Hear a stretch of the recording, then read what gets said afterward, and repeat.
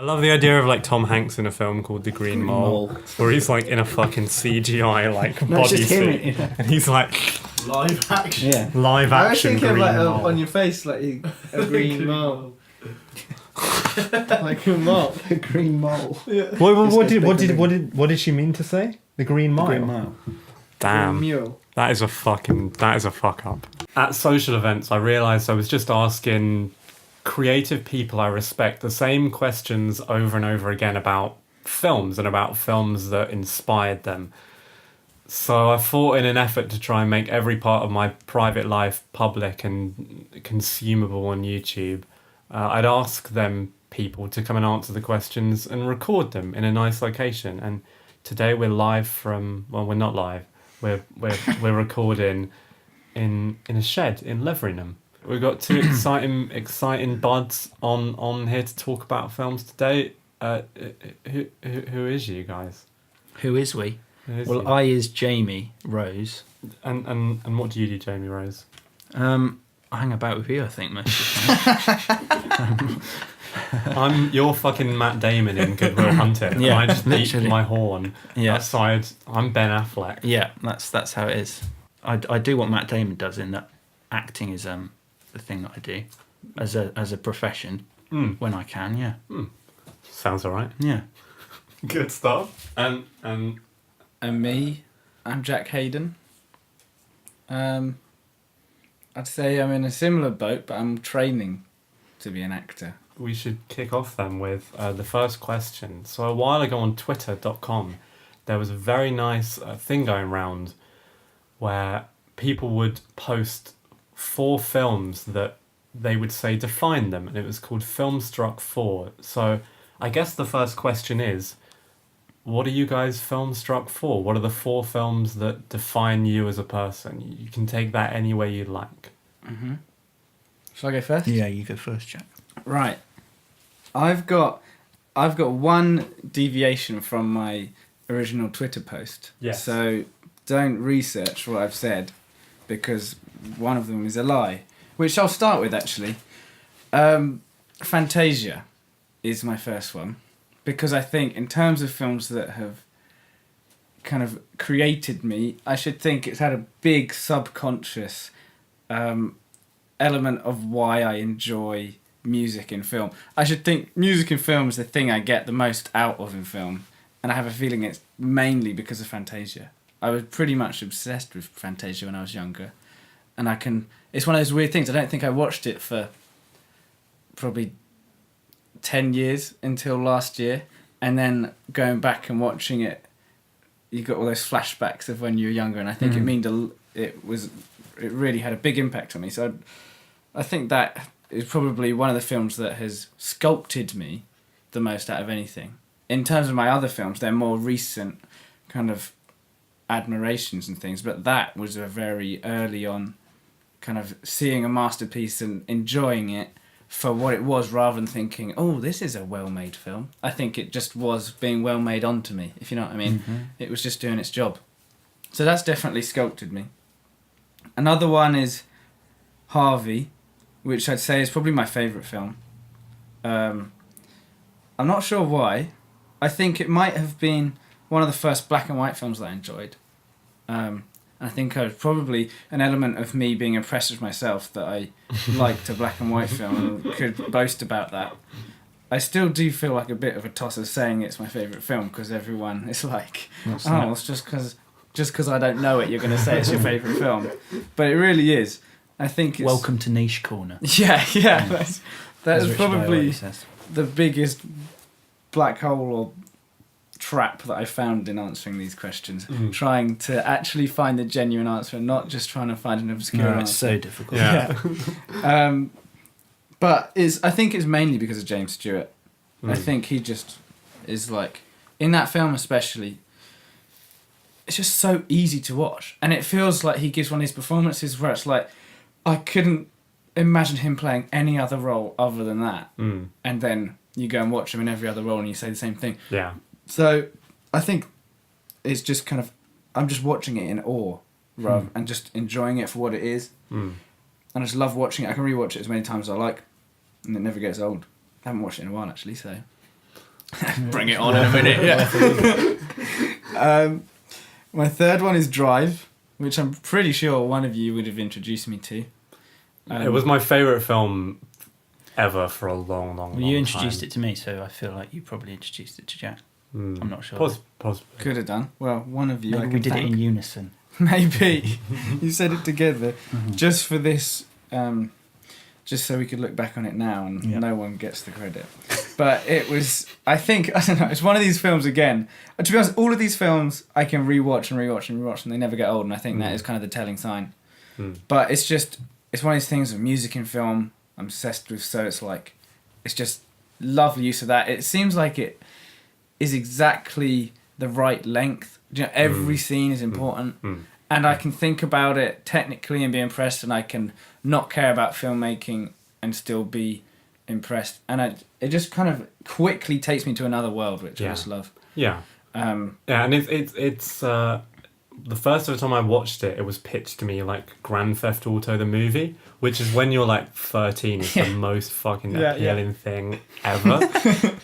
And then I watched it, and you're so not expecting the emotion behind it, right? You're expecting this kind of like pulpy, soundtrack-driven, like thrill ride of violence, and it's so soft, right? At its heart, it's such a soft movie with a very kind of basic fairy tale-like story. Yeah. And just everyone kills it throughout, and it kind of has enough abstractness to it to kind of leave you to dream. They don't fall into any of them pitfalls of trying to explain his character or where he comes from, or he's just this kind of terrifying anomaly.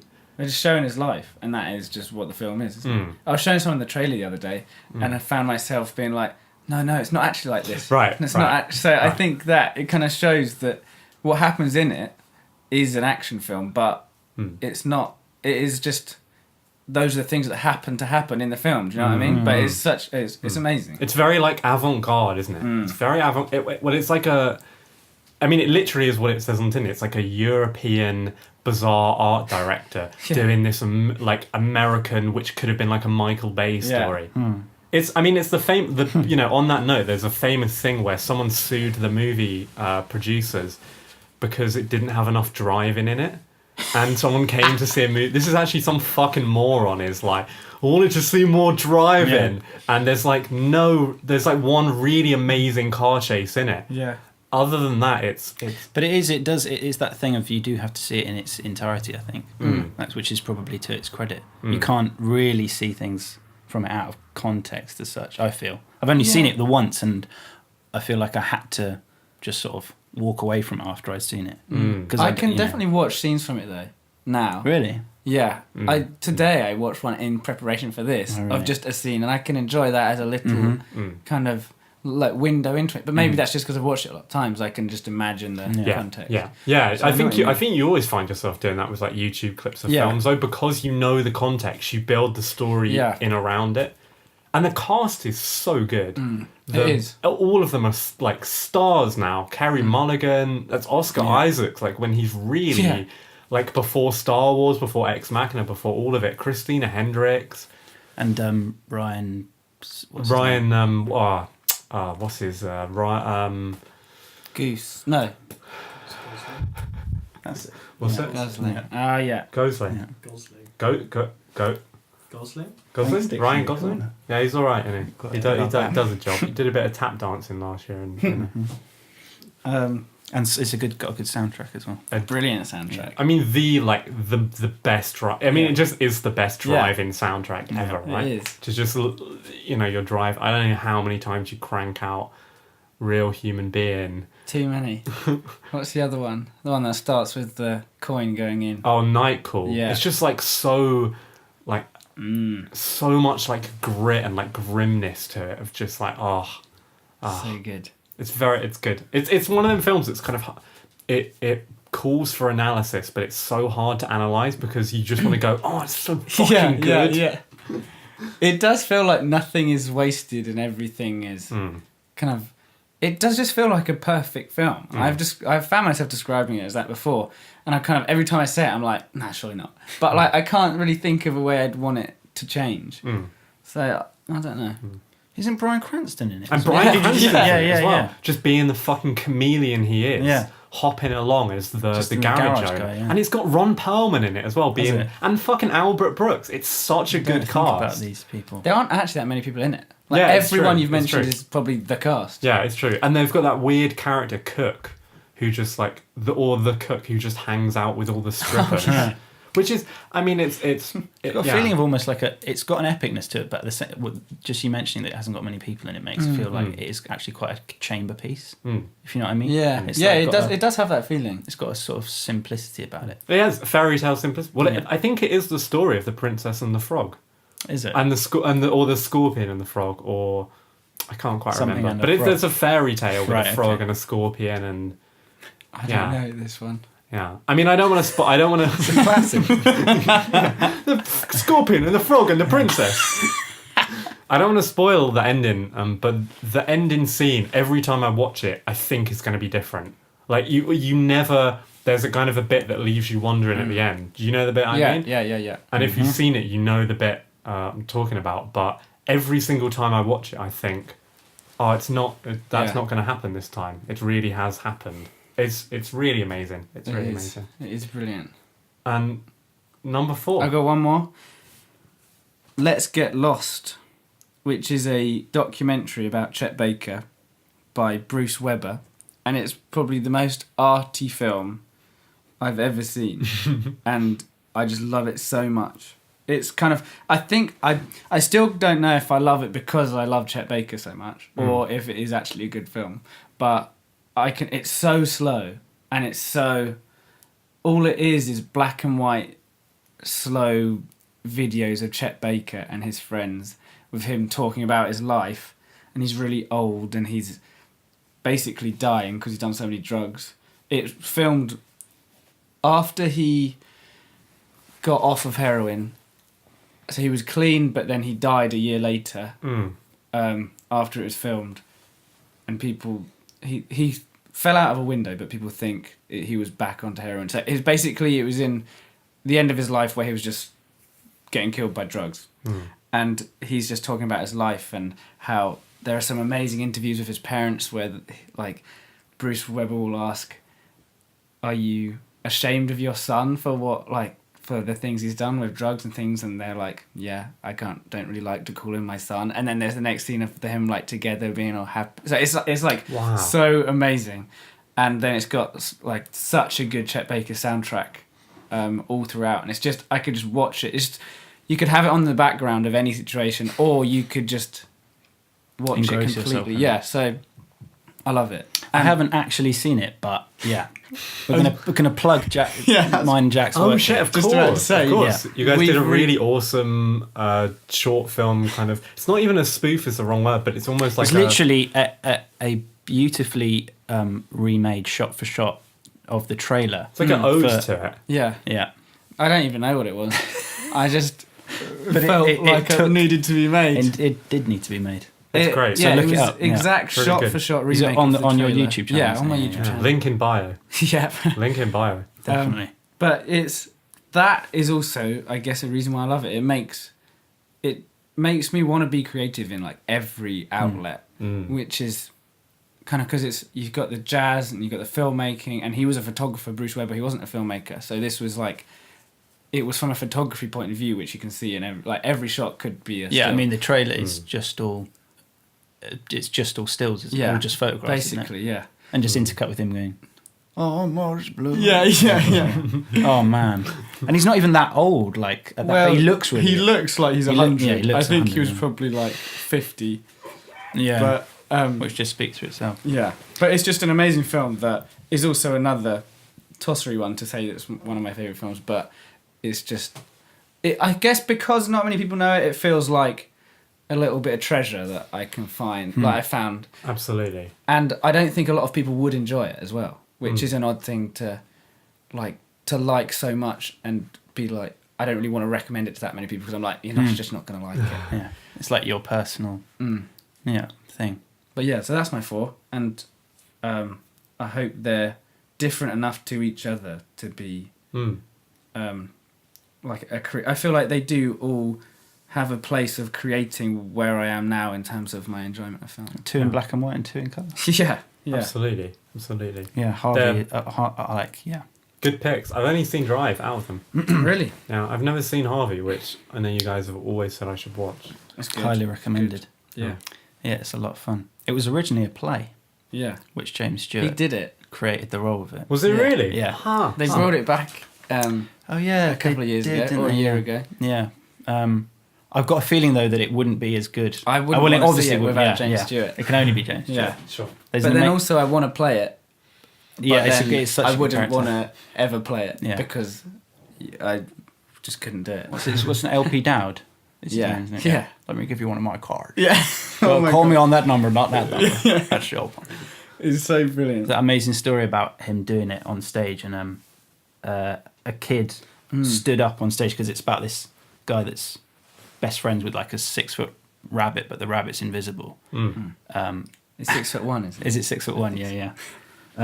And when James Stewart was doing it on stage, apparently a kid stood up like halfway through the play on his seat and just got fed up with this whole idea because he just couldn't stand it. It was like, "Where's the rabbit?" Like just shouted it at James Stewart in the theatre. Yeah, but it's I'd a love really to see endearing film. It's so lovely. Yeah. Yeah, It has a feeling of a play as well. yeah, Like, definitely. Yeah, you can tell it will I think work. his mum or who is it his mum or aunt or whoever. The old Auntie. woman, yeah, it's the Yeah, aunt, yeah. I think- She was in the play as well. She's so good as well. Everyone, yeah. I'll check it out. Jamie Rose. I like all those films. Yeah. I do like all those films. I didn't know Cool, we we- could change it. Well, I hope you got. I hope you got 4 Yeah. different ones. I don't know if you can change it. I don't know.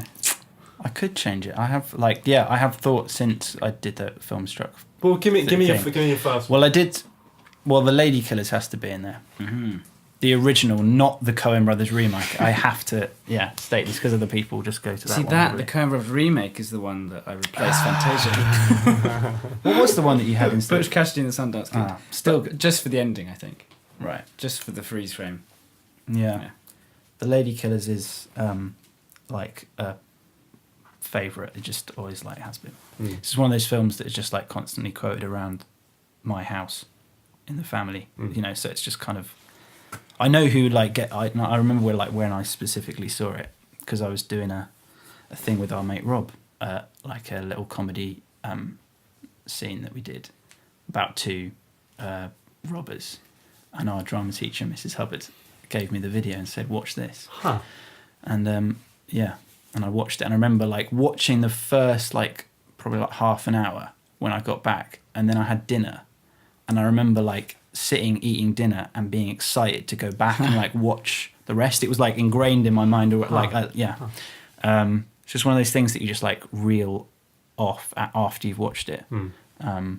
It's got a really good cast with Alec Guinness at the head of it. It's got a sensibility that's bleakly comic, and it kind of set, I think, my tone of sensibility, and it's got a theatricality about it as well. Also, it has since been made into a stage play, which again, Afterwards? I think Graham Linehan did it a few years ago with Peter Capaldi, and and it's got Peter Sellers in it as well. It's just a lot of it's just hysterical and also really grim. But those eating comedies are they're quintessentially sort of British films, I guess people would but they're much more complex than that. There's so much going on under the surface of them all. It is an odd thing. You watch it and you're proud. That's what I feel. It's it feels like I'm proud of an English early film. Yeah, You know what I mean? yeah. And there's no kind of, they're just good stories as well. They're not I think people wrongly sort of see all the particularly the Lady Killers, I think sort of write it off as just sort of a knockabout sort of heist comedy, but it's so much more than that. You really all the characters sort of individually it's, but I think it's been talked about before, but each character sort of represents a part of society in Britain at that time, because it's I think it's 1956, I think, or something like that. It's mid or 55, and so it's post-war, and they reference that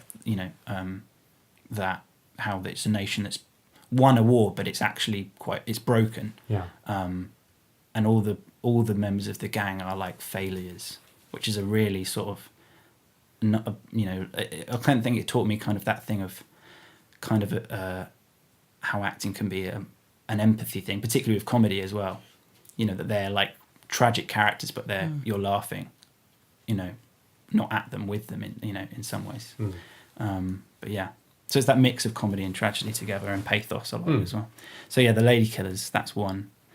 And then what else did I have? The King of Comedy, Robert De Niro and Martin Scorsese.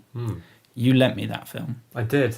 And you introduced me to it by, I don't think you'd seen it, but you said that this is, people call it like De Niro's best performance. I think it absolutely is. And it De Niro's absolutely best is. performance. Yeah. You lent it to me. Have I given it back? You have given it back. Yeah.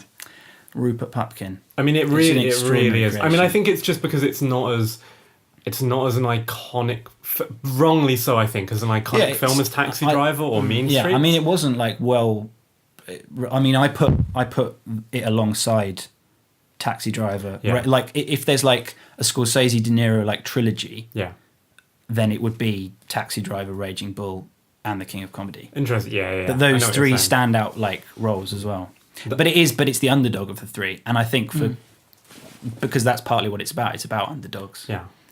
And I think that's like, I mean, not to jump the gun, but I feel like that's kind of what all these four films kind of represent to me. That it's like saying something about, it's sort of like a hurrah for like underdogs, rather than championing like any, like they're the main characters, but they're not the main characters in real life, if you know what I mean. It manages tone so well as well, King of Comedy. The way it is kind of a horror. Oh yeah, it's yeah. kind of People, I mean, it's a social horror. That's what it is. Horror kind of hostage situation, but it's firmly a comedy the whole time. And it's not like there are scenes where it's horrific, then scenes where it's funny.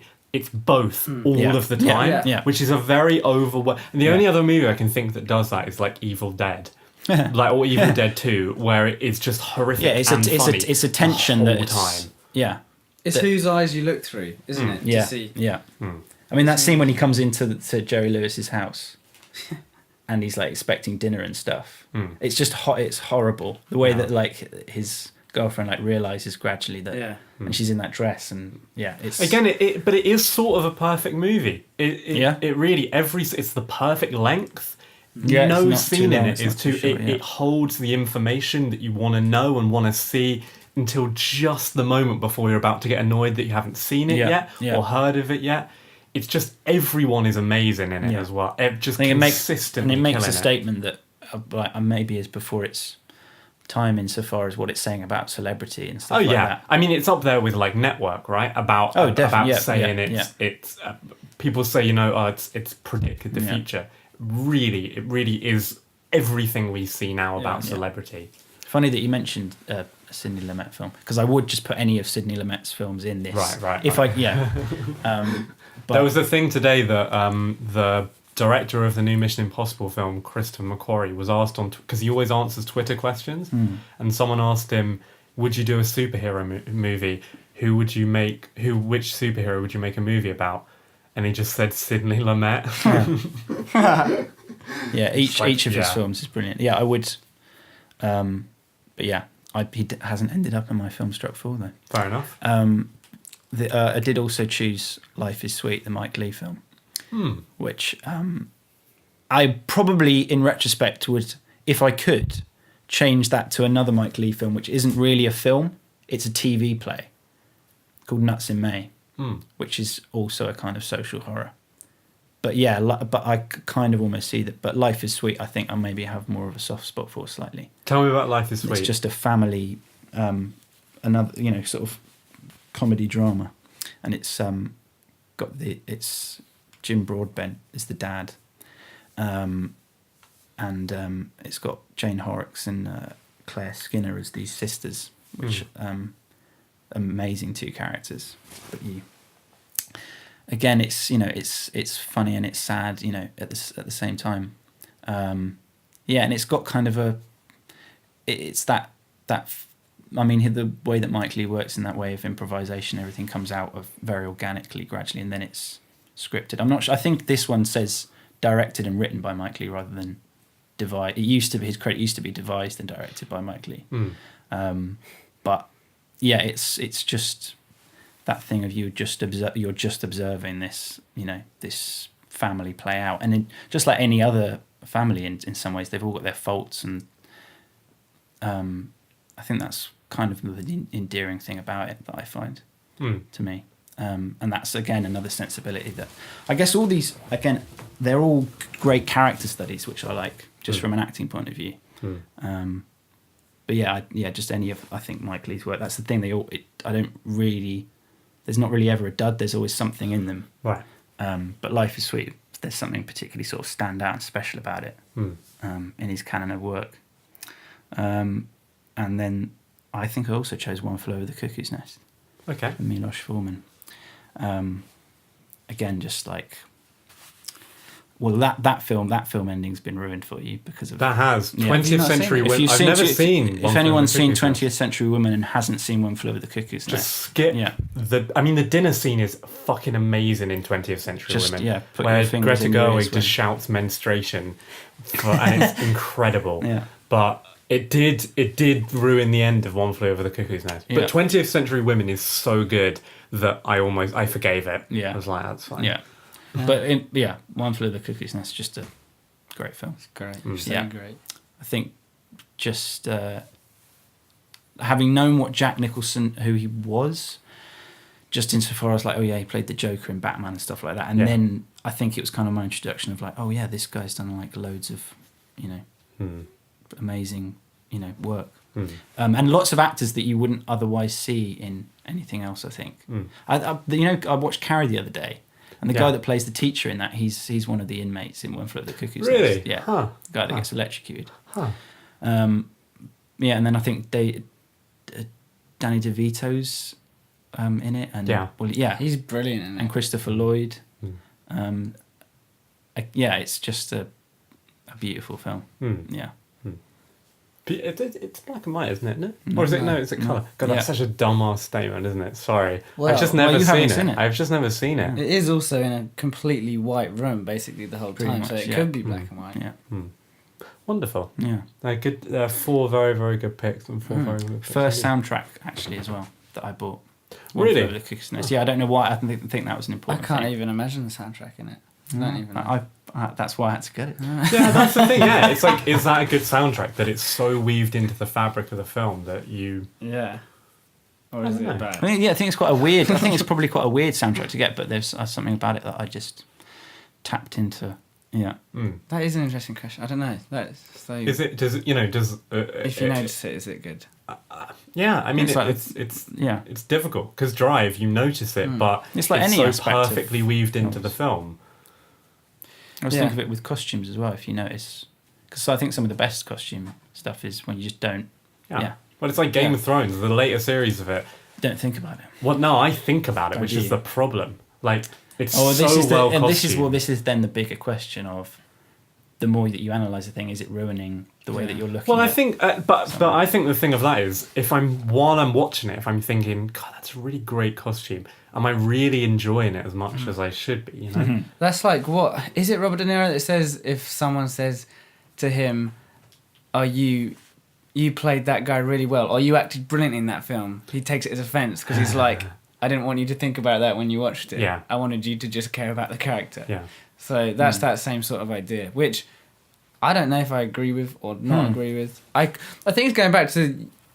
You can, when it's a good film, you can watch it in 2 different ways, can't you? Yeah. Like with Drive, like what we were saying, you can watch it one way and watch it another way and have a completely different experience, and both good. So, absolutely, yeah, absolutely. I think One Flew Over the Cuckoo's Nest tapped into my problem with authority figures as well. I think that was a big part of it. I don't know why. Yeah, I actually bought you the DVD for your birthday. You did? I did. Along with The Shining. That's a true story. That was my. Yeah, I don't know. I have a feeling that I'd seen it on YouTube. It was one of those things when YouTube had films in parts. Like 9 parts. Yeah. With 10 minutes, 10 minutes each. I think so. That's probably the first time I got to see it in its entirety. So thanks for that. Oh, that's all right. I guess we should move on to question 2. I guess we should. have we spent too long on the first one. No, it was fine. We talked I about enjoyed Drive it. for quite a while. We did. I mean, it warrants it. Yeah. I feel like there's a bias. Just a little bit. Just a little bit. I think everything will always have a drive bias. Yeah. Question 2. What is the best film of the 21st century? That's not possible to answer. Hasn't been made yet. So far. Oh yeah, that's true. We're not allowed to say our own films. Yeah, we've just given you 8. You go first, Jamie. Thanks. My film hasn't come out yet. I'm hoping it'll come out in the next 10 minutes. As in come out of your head or come out come out in at all? cinematic Oh, release. right. Well,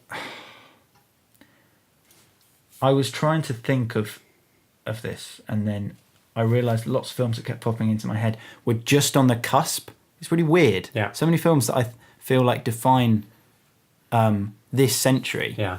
were all made in like 1998 or 1999. Yeah. Like you think of like Titanic or something like that. Right, or right, like right, American right. Beauty or something. You know, Right. and they're all just like just before. Yeah. But then there's like, because obviously it has to come down to my like personal taste in the end, obviously. Sure. And I was thinking about it today, and I was trying to think of like films that, like, not obviously unanimously, but that I felt there was a buzz around, and that people just generally would just, that kind of united people, because I feel like that's got to be a film that, you know, is, Sure. you know, if insofar as like you know, filling that thing of this century. And the one that came to mind was The Intouchables. Ooh. Oh, interesting. The French The French film. That had flickered through my mind. And this. yeah, had it. Yeah, for sure. So tell us the story of The Untouchables a little bit. Well, I remember being at school and everyone just, people just saying, "Oh, have you seen that?" Or I think you probably said first, "Have you seen this? You've got to see it." And then when you mentioned it, other people would just go, "Oh yeah, that's you know." It's just, I think it's one of those films probably that comes up, and people just go, "Oh yeah, yes, yeah." Yeah. Even if they've only seen it once, or even if they saw it at the cinema or a television or whatever. I mean, I've only seen it once, and from the off, I mean, it's, you know, with the Earth, Wind and Fire in the car, and it's just immediately there's just kind of this feeling of familiarity about it. Yeah. Even though it's in French. Yeah. Which I think probably says a lot about it. And it feels like a classic when you're watching it. Yeah. Like, as you're watching it, you're like, this must be a Yeah, classic Yeah, film. yeah. It's also basically got the same opening to Drive, which is I mean, right. which is always a good thing. But it's strange. It's the story of a paraplegic man. Is it paraplegic? So he's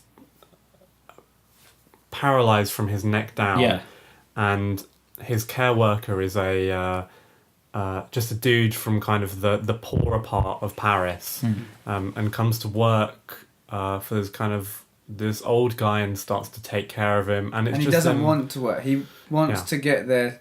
He goes to the interview to get the signature on his unemployment form that he's going for work, and gets it. So I think that's a big part of it, because from the off, he doesn't want to be there, and it kind of feels like the other guy's trying to teach him a lesson, which then turns into a beautiful kind of... Yeah, and they're both kind of... they are an old couple, I guess.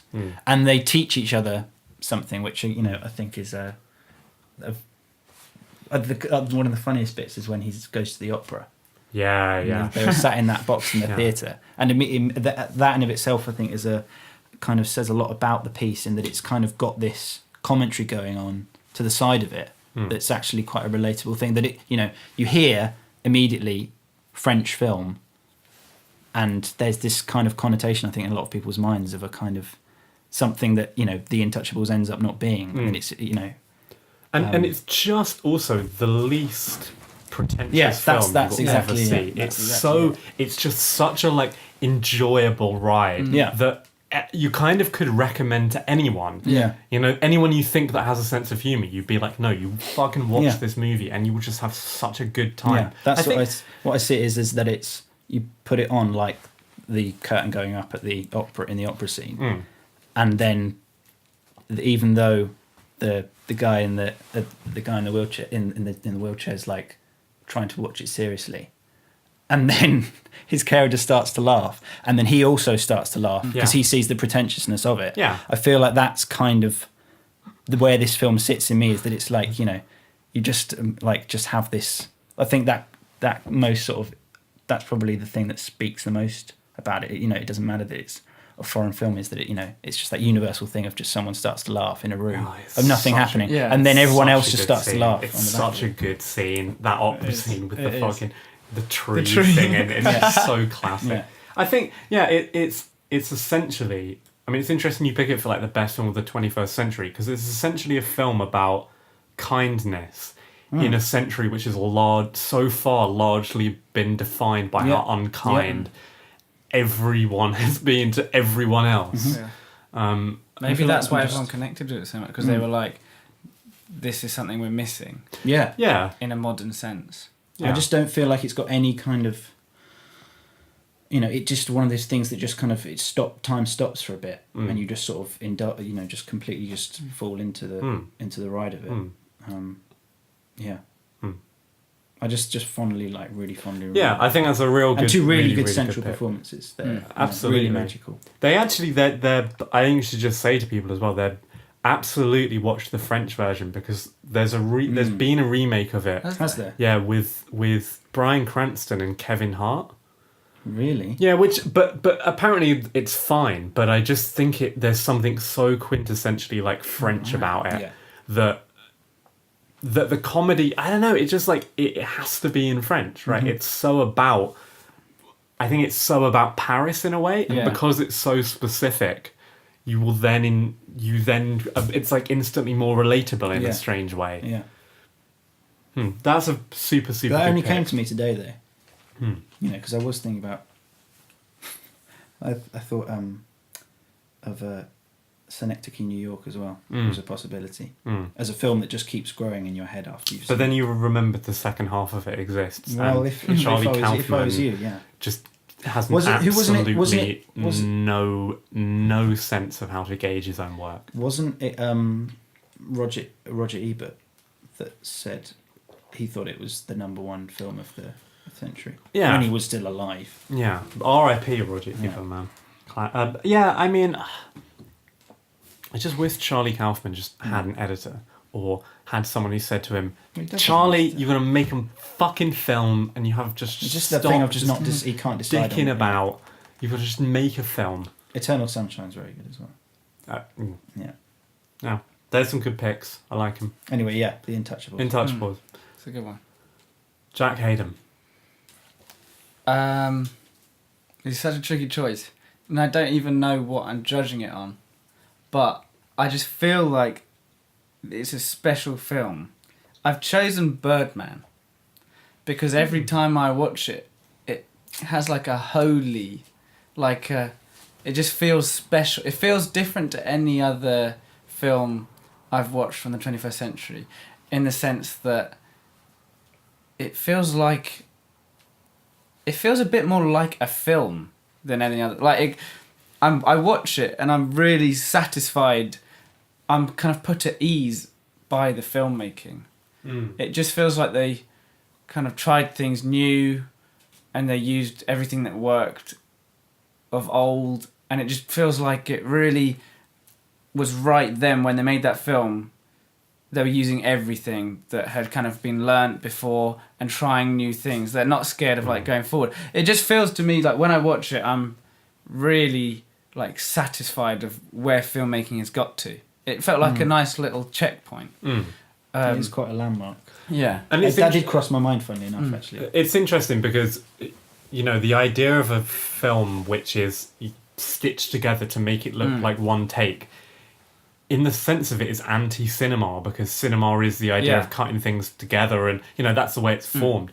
But it's interesting that although that is the main device of it, it's still so cinematic. Yeah, even more so, because by ignoring editing in a way, they are more than any other film that I can remember in recent years have brought attention to the editing by saying we're not going to do it type thing. So like everyone was just talking about that, and that's why people went to see it, because they were like, oh, how do they do it? How do they do it? And then when you go and see it, it's like, actually, it's nothing about it. You don't notice that. Yeah. It could have happily been, if anything, it's one of the best marketing ideas for a film ever. It looks like it's all done in one shot. Yeah, because so many people, probably me included, went to see it to be like, how do they do it and what would it look like? And then you accidentally see a brilliant film. Yeah. That maybe it's the last thing you're thinking about, really. Yeah, I don't think I cared once about that they followed him through a door rather than cut to the other end of it. But I just love watching it, and it is thoroughly entertaining. Yeah, it is relentlessly entertaining. Yeah, and it just feels like a ride that you just enjoy going on. Just for me, it felt like a little bit above other films that I was thinking of the 21st century. Every time I compared it to another one, I was like, but I think that was more special. So that's why I chose it. It did win the Oscar, didn't it? It did. It did win. Well, I mean, because I'm going to be salty forever that it beat Boyhood, so to the Oscar. So I mean, I always have a slight bollocks to Boyhood. I quite liked it, but only because you like it so much. Stop going on about it. No, I think Edward Norton gives perhaps the most underrated performance of the 21st century in Birdman. Yeah, he takes everything about who everyone knows that he is. Yeah. And twists it in such an interesting way. And I will always be forever grateful that it made everyone realise the greatness of Emma Stone as well. Yeah. You know. Oh, and that final shot being a big part of it. Absolutely. Yeah. Just that kind. So I was reading about the key to that final shot and to kind of decipher it. And I think that's a really interesting thing about the film is, you know, even though it has that sense of like the one shot thing, which so many people would fuck up, it still has iconic images throughout it that really will just stick. And I think whenever I think of Birdman, I think of that. I don't want to spoil it for anyone who hasn't seen it, but the very final shot with Emma Stone in it. And it's one of the hardest things to do on screen, I think. What Emma Stone does in that final shot, which is invoke so much feeling about something the audience is never going to understand or know. I wonder if she chose something in her mind to think that, you know. Yeah, I think she must have. I mean, she does that thing that a lot of on-screen actors don't do, which is that she's clearly thinking about something, but she doesn't give it away, away as to what it is. But it definitely captures something that she's seeing in her face. I think I really love Birdman, but I think my biggest problem with it is I can tell that it's not. Okay, I need to word this right. I can tell that it's written in a short amount of time for some reason. And written by someone whose English is not their first language. Okay. That is the thing about Birdman that when I think about it, I think about, would someone who has like a complete mastery of the language write that Emma Stone speech where she's talking about Twitter? And I don't know. That's my feeling on it. I know what you mean. I've never thought about it, but maybe that's the problem. I've never gone, wow, that was good writing. But then we've covered the fact that maybe that's a good thing. Yeah, absolutely. So, yeah, I don't know. It's an odd one. It's also odd you say about that last shot, because thinking about the film, that didn't even cross. I kind of forgotten about that last shot. But it does that. I mean, I think it was probably on a second watch, actually, because I remember I showed it to my dad, and Dad was like, that's an incredibly difficult thing for her to have to do at the end. But it's somehow that, like, for me, is how I can get back into that film, because it's like a lift off rather than it being like it's finished. Yeah. There's some good picks. Kind of leading on from that, nicely, who is the director that in 50 years we will study the same way we study Kubrick and Hitchcock, etc., now? Again, another like tricky one, but of course, when you say Kubrick and Hitchcock, I immediately think of the natural kind of predecessor to them is Paul Thomas Anderson, Mm. which again I know is an answer that's already been done on this podcast. Mm. But insofar as concentrated composition in the way that his is, and is kind of allows for a lot of analysis of how he puts his pieces together. Mm. And they're always incredibly kind of rich pieces. I think it would probably be him, wouldn't it? Yeah. PTA. In 50 years, Absolutely. they'll last, his films. I think they all last as Yeah. well. I think they're like these pillars of modern cinema that will just that say, yeah, that Simon Sharma thing of they say, yeah, I'm here. Picasso saying, Yes, I'm here to stay. Deal with it. is that your answer though, Paul Thomas Anderson? I think it's good. I genuinely can't think of anyone else at this moment. Mm. I would hope that other people, will be, analysed in that same way. Mm. What was the question exactly? Whose films will we study? Yeah, who is a director will study in 50 years? Yeah. Insofar as studying, Mm. like Kubrick and Hitchcock, Mm. PTA. Yeah. Yeah. Yeah. What's your favourite PTA film? I did really enjoy Punch Drunk Love. Huh. Yeah. Interesting. I say that in retrospect of having watched Magnolia a second time. Because the first time I watched it, it was like cresting a wave and just was like... It's like a religious experience. Epic proportions of absolute, like, I can't believe someone's made this film. Mm. And then I re-watched it and thought, and just was, maybe I just was not in the right mood for it. I just suddenly was just going, God, this is actually, oh God, it's quite long, and I know what he's trying to say, but he's taking a while to say it. And I just had a completely different experience with it. I need to watch it again. I've watched it once and I didn't enjoy it. But I feel like Punch Drunk Love is, still kind of sticks in my head as, I really like his first film, Hard Eight, as well, which I feel is kind of an underrated one of his. But anything with Philip Seymour Hoffman in, anyway, it's just, Right. Do you think Punch Drunk Love is the film of his that will be studied the most? Probably not.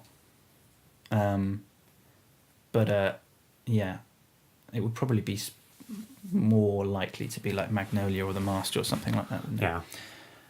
I think The Master will The be Master's the one which people really sit down and dissect. Oh, Boogie Nights. I don't know why I always forget Boogie Nights. I think it's because it's got Mark Wahlberg in, and I assume that it's something else. But Boogie Nights is brilliant as well. I mean, it's one of them just like genius bits of PTA casting where it's like, oh, I'm going to get Adam Sandler. I'm going to to play this kind of like incredibly tense but kind of like trapped in a sitcom. I wonder if God's forgiven him yet.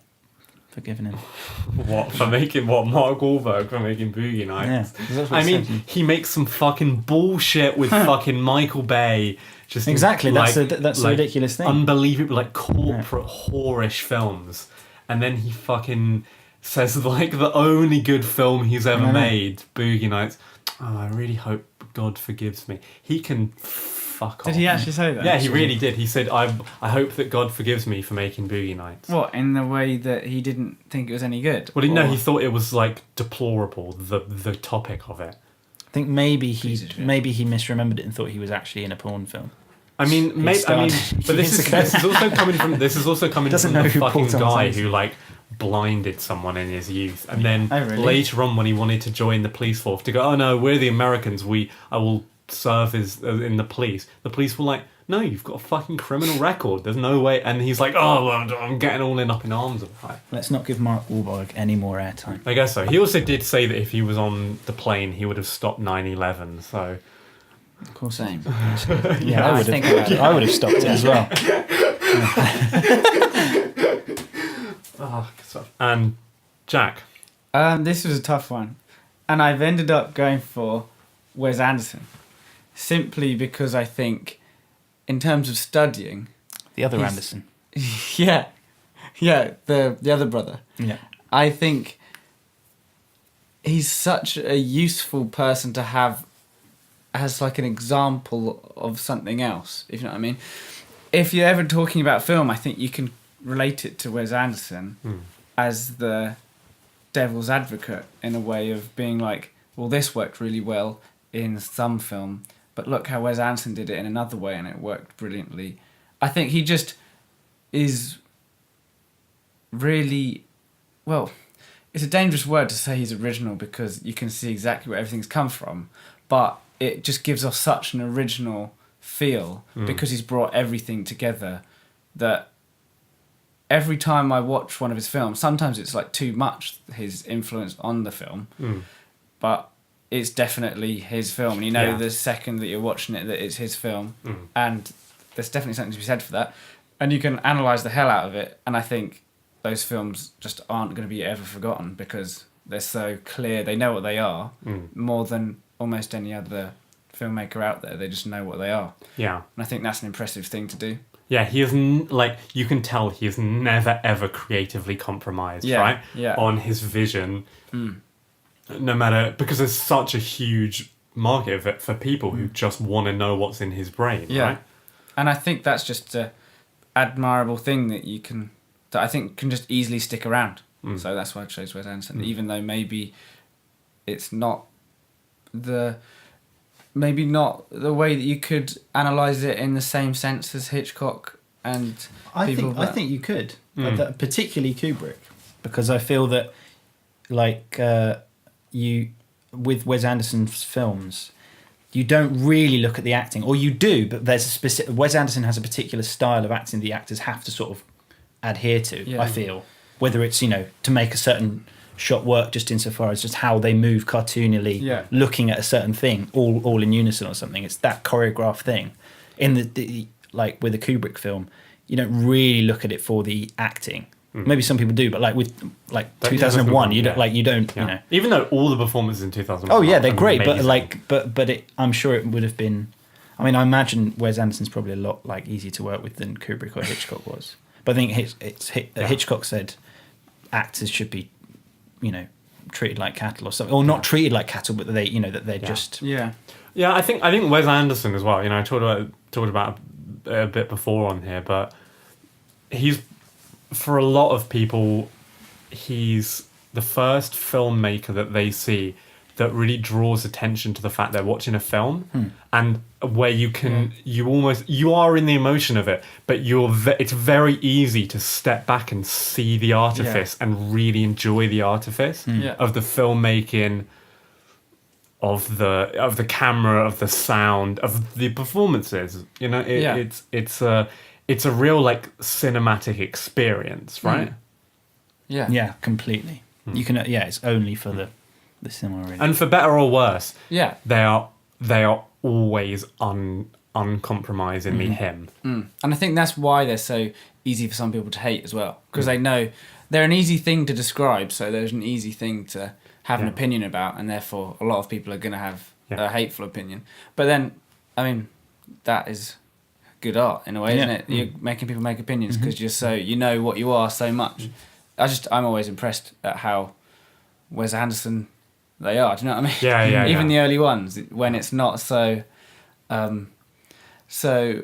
in concrete, it's still all there, and you know exactly why he's doing everything. I mean, I'm always unbelievably surprised how successful they are in a strange way, because that there is so many people that want to see them. I don't mean that as a detriment to him, because they're incredible films, but do you know what I'm saying? They are when you really think about how niche they are, and the subject matters always, and the style of humour and the colours, and most people won't even watch a musical because they can't deal with the fact that people will just start singing. But and this next one's going to be a musical. Is it really? Yeah. So I wonder who'll go see that. Definitely me. What's your favourite Wes Anderson film? Moonrise Kingdom. Good film. Yeah.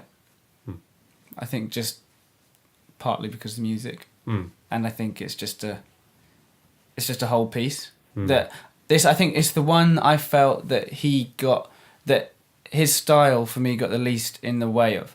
When I'm watching, like, I love Grand Budapest and I love a lot of his films, but by the end of it, I need a break from Wes The Anderson. aesthetic is so strong in those films. Yeah, but with that one, I felt it wasn't so much. Like, that wasn't so much of a problem for me. Yeah. Huh. Interesting. Yeah. Interesting. Cool. I guess we should move on to question 4. Which is what? What is your favourite use of music within a film? And this can be score or soundtrack. It could be a needle drop. Favourite use of music in a film? Okay. I think the one that came to mind was Randy Newman's song. I will go, or I think it's called "I Will Go Sailing No More," or just "Sailing No More," or something like that. But in Toy Story 1, when Buzz has the realization that he's an action figure, and he tries to fly to the window from the banister, and falls, breaks his arm, and that the marriage of image and music together combined, like every time I hear that song, it just play out that scene in my mind. It's just a perfect sort of combination of the two.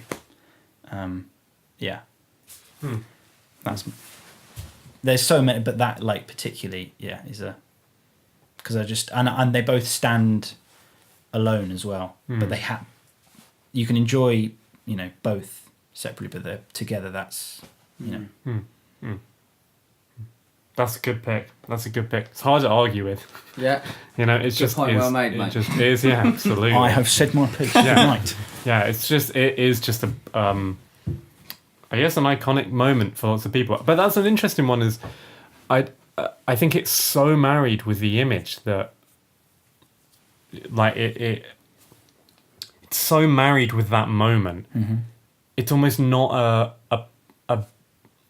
It's like you can't separate the music from that moment. Do you know what? Do you know what I'm saying? Like, even though I say they can stand on their own, what I mean is, but basically, I mean just the song can hold up on its own and just listen to it. Absolutely. But they are like it's not a moment where you go, oh, that's so good. They're using that song there. Do you know what I'm saying? Yeah, and of course, it's written specifically for.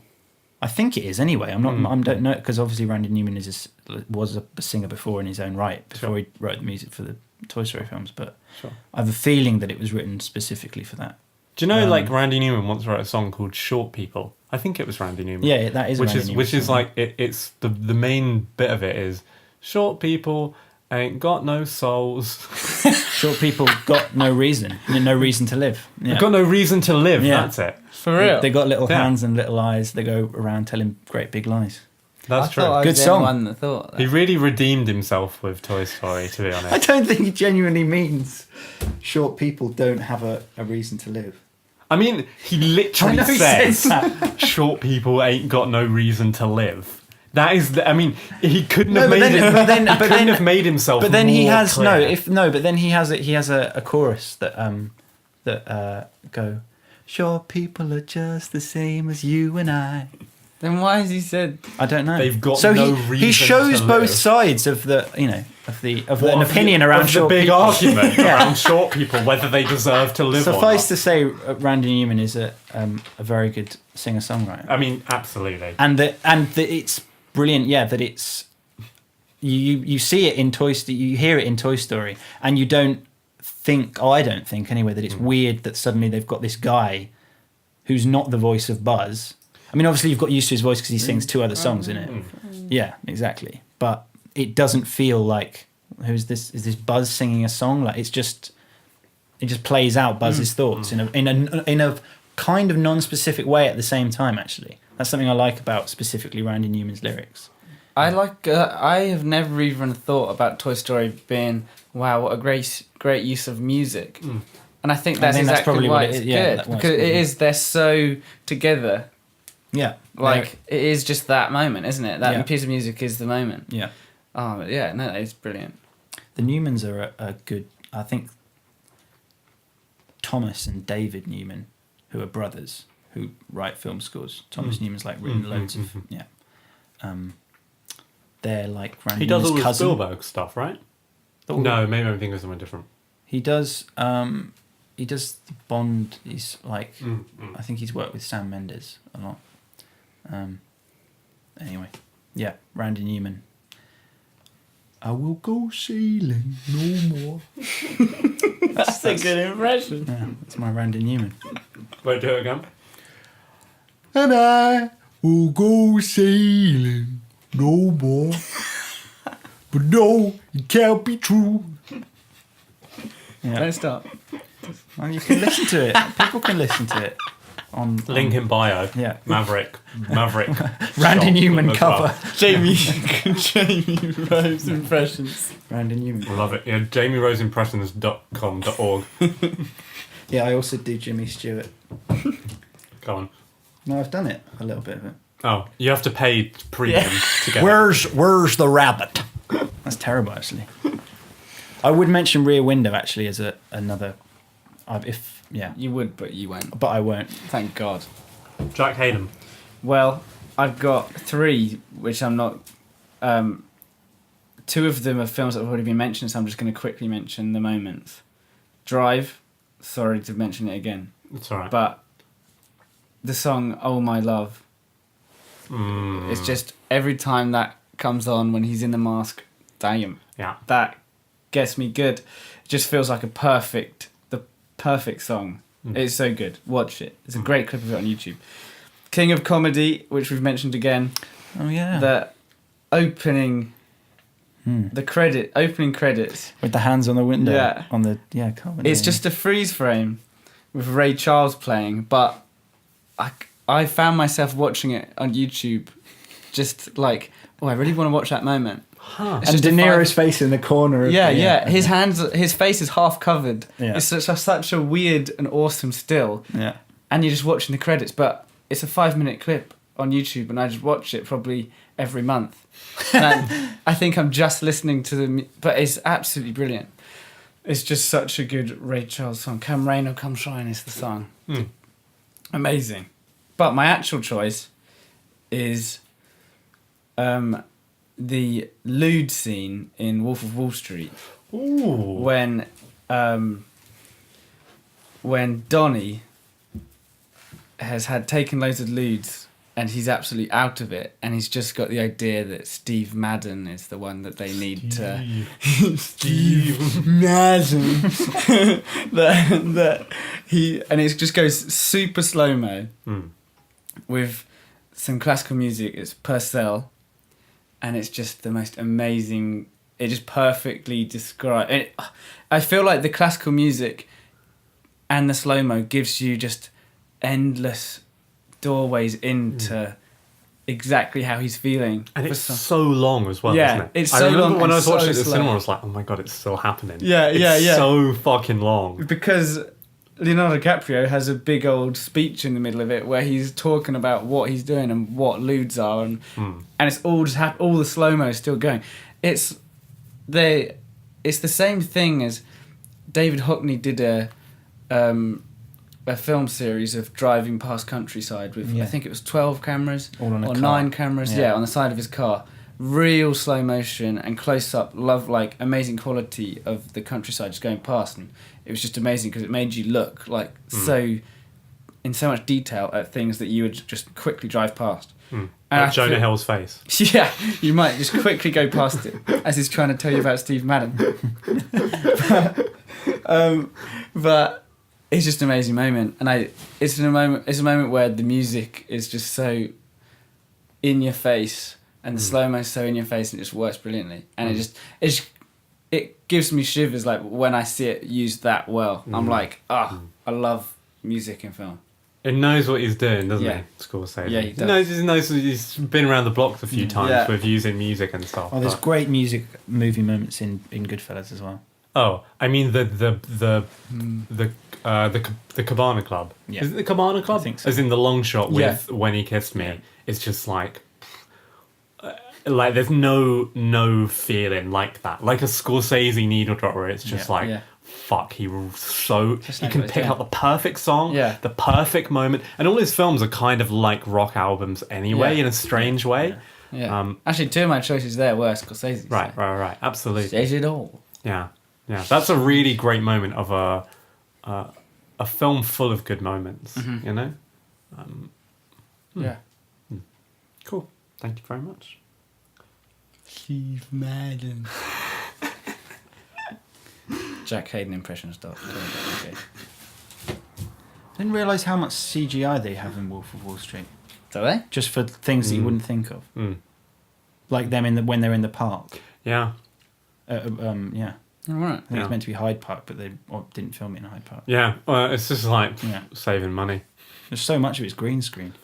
Yeah, absolutely. But that's just like really someone who understands that how to use green screen and not to use it as a, just like how to use special effects. Yeah. I didn't notice it. So Yeah, I mean, Why not? absolutely. And knows like how to do things like cheaply so you can do other things more expensively, and just a master. amen. I guess we should move on to question 5, which has guess. consistently been the question that I could guess everyone else's answer to. But I'm kind of struggling a little bit with you guys. What is the best film trilogy of all time? Oh no, I'm looking in Jack's eyes. I can guess his. Guess it, because I'm struggling. What would you guess for me? I would guess that it's the original Star Wars. See, I avoided saying that just because. Say it. But it is true, isn't it? Well, okay. Well, if you don't mind, I'll go for mine first. Then, if we're going on this. I don't mind. I just feel like I talked for too long about Randy Newman. Because Emile was eating an orange. No, I enjoyed it. No, That's I the enjoyed reason it. I was talking for so long about that. No, I That's enjoyed the it. I was code. just needed to eat an Code orange at orange. the same time. It depends for me because I had a big long think about this, and Star Wars is obviously great, but it depends how cheeky I can be with what is a trilogy, because Monty Python only made 3 proper feature films. That's very cheeky. Yeah, this is where you've got us. And now for something completely different is one of their films. well, is it? But actually, no, you go with Python because the one I've got is actually got a 4th film, but I've ignored it. Okay, so you're selfishly letting me have this. For my own gain. Okay. Yeah. Well, How very charitable of you. I mean, after the way Oxfam behind. So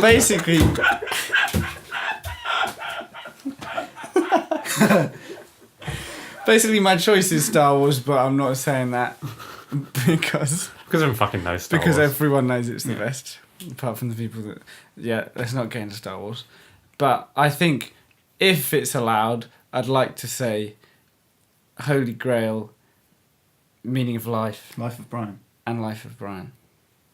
You do it in the right order. No, that was part There's of the deal. chronology of the Toy the arc. Story, Toy Story 3, Toy Story 2. No, I know exactly what you're saying. Which do you have a favourite of the trilogy? Life of Brian. I think it's got to be. But then I think after I'd watch each one, I think I'd say it's my favourite. I think they're very equal to. They kind of. It really depends what mood I'm in. Mm-hmm. I've enjoyed each one of them more than the others at times. If you know what I mean. Austin Powers came across my mind. Wow, interesting. Yeah. But it didn't make it to the top spot. Also has one of the best needle drops of all time in American Woman in Spy Who Shagged Me, with Heather Graham just dancing in the club. I did rewatch like bits of Austin Powers earlier in the year, like quite a lot of clips. Yeah. And it's a mix of that thing of like, it's one of those things you return to and you go, God, did I really find, like, it's a mix of like dumbass jokes that like, But the thing is, it just makes me laugh a lot. Like, do you know what I mean? It's just, and then how can that be bad? So, but then ultimately Python is. yeah. But if that's allowed, Absolutely, I'll take then it. they are just amazing films that every time I watch them, I'm just blown away. And it's kind of that thing of, it makes me equally sad and equally happy at the same time, because I'm like, this may never happen again with a group of people, and like, wow, it's happened. So it's just, they're just amazing films that I don't think will ever get old, even though they're so dated. It's kind of like a brilliant dated that will be kind of more advanced comedy than anything that will ever come out, even though it's so old-fashioned. It's just so cool. It's difficult as well, I think, to find 3 films that have shaped British culture in the same way that they have. Yeah. Yeah. I mean, maybe Carry On, but like, I don't know. Like, I just don't think in the same way of They like... haven't stood the test of time the way that... Yeah, that's what I was going to say. Python They've films, had... The Python films haven't got, like, much backlash now. That It's true where people go, They can oh, survive, yeah. And a absolutely." certain... Like, I think for a lot of people, it's a certain time in their life when they discover those films. And that, I mean... I think we watched Holy Grail like... I mean, I can't Nearly. actually count. Yeah. Like, there was a point where we could have said what every single frame is. Yeah, I think I probably still can to an extent. Like, I need to just sit down with it again, but really, like, it's... Yeah, there was an unhealthy obsession, I think, with Python. at that stage. Absolutely. Yeah. But I think that just has to be mentioned in the conversation about film. Yeah. That they are brilliant. And maybe kind of forgotten in filmmaking. Yeah. Right. I think it started like, Terry Gilliam as a director, like, some of my favourite films are definitely Gilliam, like Time Bandits and Brazil. But yeah. Jamie, best trilogy of all time? Now, the one that I was going to avoid, in the way that Jack was going to avoid Star Wars. Is it Toy Story? Yes. Because that's just, It's a perfect trilogy. Yeah. Was a perfect trilogy. Until the end. And but let's not yeah, those 3 films are incredibly I think partly as well because they my older brother basically is at the same timeline as Andy with regards to and they've just always been around. Again, a very quotable film. Toy Story 1 particularly is just it doesn't get much better. But is that the best trilogy of all time? Well, the one that I ultimately went with, even though it's not really a trilogy, but the more that I say that it's a trilogy, people will just forget the 4th film that was You're made. allowed to have something if it's got a 4th one. Well, exactly. Yeah. You're allowed to just forget it. Charitable. Yeah, because the Crystal Skull was never made. Right. So, the Indiana Jones trilogy. I think very much Because as well, there are like, only 3 films. They are... like the 4th one is almost a soft reboot. Like it's remember this? the same, but in the same way that It's the awful. original Star Wars trilogy is a trilogy. Yeah. I think Yeah. the Indiana Jones. Yeah, there was a original long... trilogy I mean, how, is- like... I mean, what was it, long 20 years time. or something? Yeah. Yeah, or more. Talk to me Between about the the original Indiana Jones trilogy. It's just like... I think of... There's sort of films that when they're on, you just immediately just jump into them and just go, oh yeah, this is really good fun. Particularly Last Crusade is probably one of... I don't know, I've always thought of it in like, if I ever had a top 10, it would just be in there. Just, Again, it's just constant, like, pure entertainment. And that...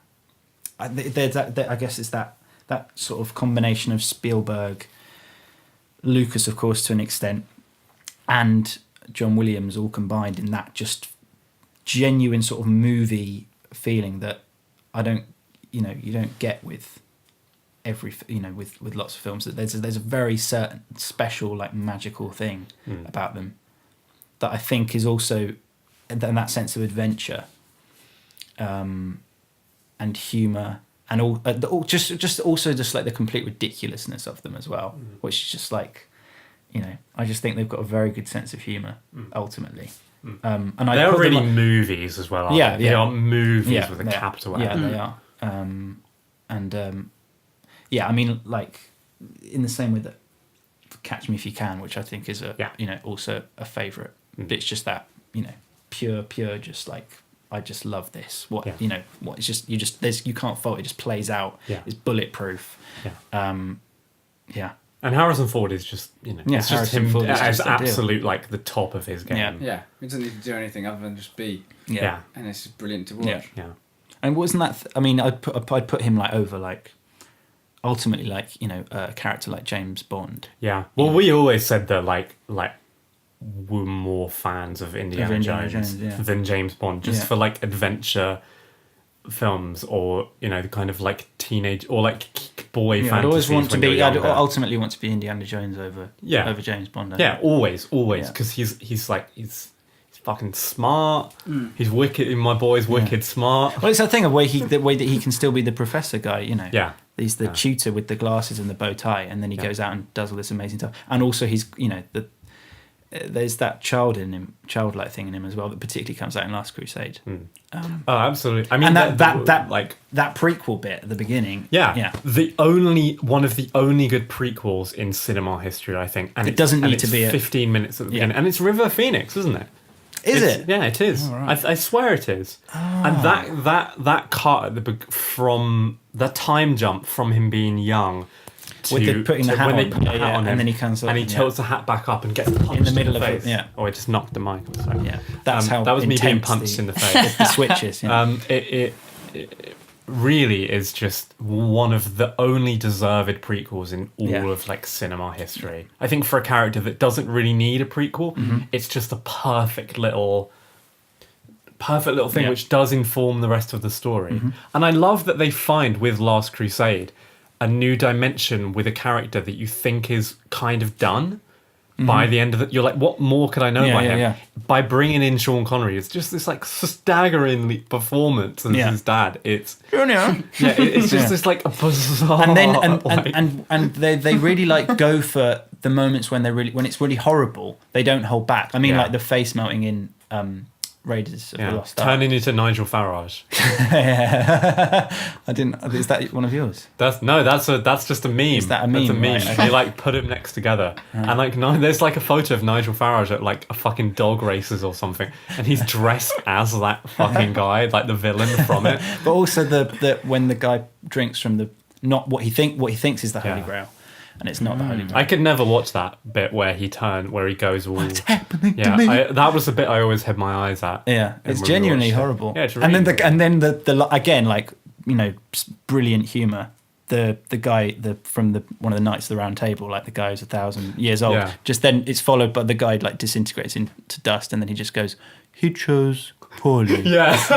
And that for me is just like, it's like such a perfectly pitched line. Brilliant one-liners. The bit when he throws the Nazi off the plane and goes, "No ticket." Yeah. And everyone just like gets their ticket. It's a bit better than "Get Off My Plane," isn't it? Yeah, exactly. Later on. Oh yeah. In fucking Air Force One. That's. Have you ever seen that movie, Jack? No. It's like Gary Oldman as the terrorist. Yeah, Harrison Ford is the president, and he just like fights Russian terrorists on board Air Force One. It's very good. Namely Gary Oldman. Get off of my plane. I guess we should move on to question 6. Bring it on. There are two. Just before I do, there are 2 trilogies I didn't really think about, but because Toy Story is great and Star Wars is also. Yeah, I mean they're just like givens almost, right? Yeah. I guess we should move on to question 6 though. Who was the first character that you had a sweet spot for at a young age? What do you mean by sweet spot? Well, I mean, to quote a famous Monty Python sketch, lots of nudging and lots of winking, and someone into photography, candid photography, and is your wife from Glendale? Fucking yeah! They do it at the Hollywood Bowl. The Hollywood Bowl. It's like all these fucking like baked Americans, and they're just like in that nudge wink wink sketch. Like they're like, oh, well, my wife is from Glendale. Everyone's like, fucking yeah, America! Like everyone in the audience just like stands up, like fucking yeah, that's like 10 minutes away, dude. That's awesome that you know it. It's just like, dude, they fucking obviously just went, where's Glendale? All the parents are on roller skates and all the kids are on drugs or something. It's the other way around. Oh, all the parents are on drugs and all the. Is it? No, I don't know. I can't remember. No, yeah, it is all the parents are on roller skates. Yeah, all the kids are on drugs and all the parents are on roller skates. And John Cleese goes, "You shouldn't be smoking that." that is one of the like best things Monty Python have ever done. Yeah. Ever, or did ever do. Definitely. The whole Live at the Hollywood Bowl is like them at the height of their. I don't know. It's just like Blend. a filmed Okay, live okay. performance they do at the Hollywood Bowl. I've seen bits of it. It's like It's alongside so Richard good. Pryor's like live. Yeah, along with sets. Richard Pryor's live like stand-up special in like the 80s. It is one of the most cinematic like filmed live performances Just because ever. the audience are part of it so much. Yeah, they're just like, well, my wife is from Glendale. Just like everyone's like stands up and it's just like, yeah, red, white, and blue. And it's like fucking, yeah, the military. I think of like, like Who Is America? Like the guy with his ass going, America, yeah, America. Funny thing is now they all turned out to be Trump supporters. So. Yeah, literally, yeah. I feel like we've deviated massively from Anyway, No, we've made it. Mine was Trump. yeah, there we go. the current And mine was Eric Idle. in Home, as a woman. in Home Alone and Life of Brian. We can move on now. Home Alone 2. Have you seen that? Sexual awakening. It's such a I've like seen it, it's such a dumbass like meme God. cut of it, but the bit where he goes, "Excuse me, sir, do you know where the thing is?" And then it's just fucking cut over of Trump saying, "Grab him by the pussy." It's just like, and then Macaulay Culkin's like, "Thank you, sir," and like toddles on. Oh my But it's just like, Toddles on. yeah, he just Yeah. like skittle Yeah, like. yeah. It's obviously Trump just like, "Hey, I want to be in the movie." Yeah. Fucking hell. So is that that's answered your question. I hope you're satisfied.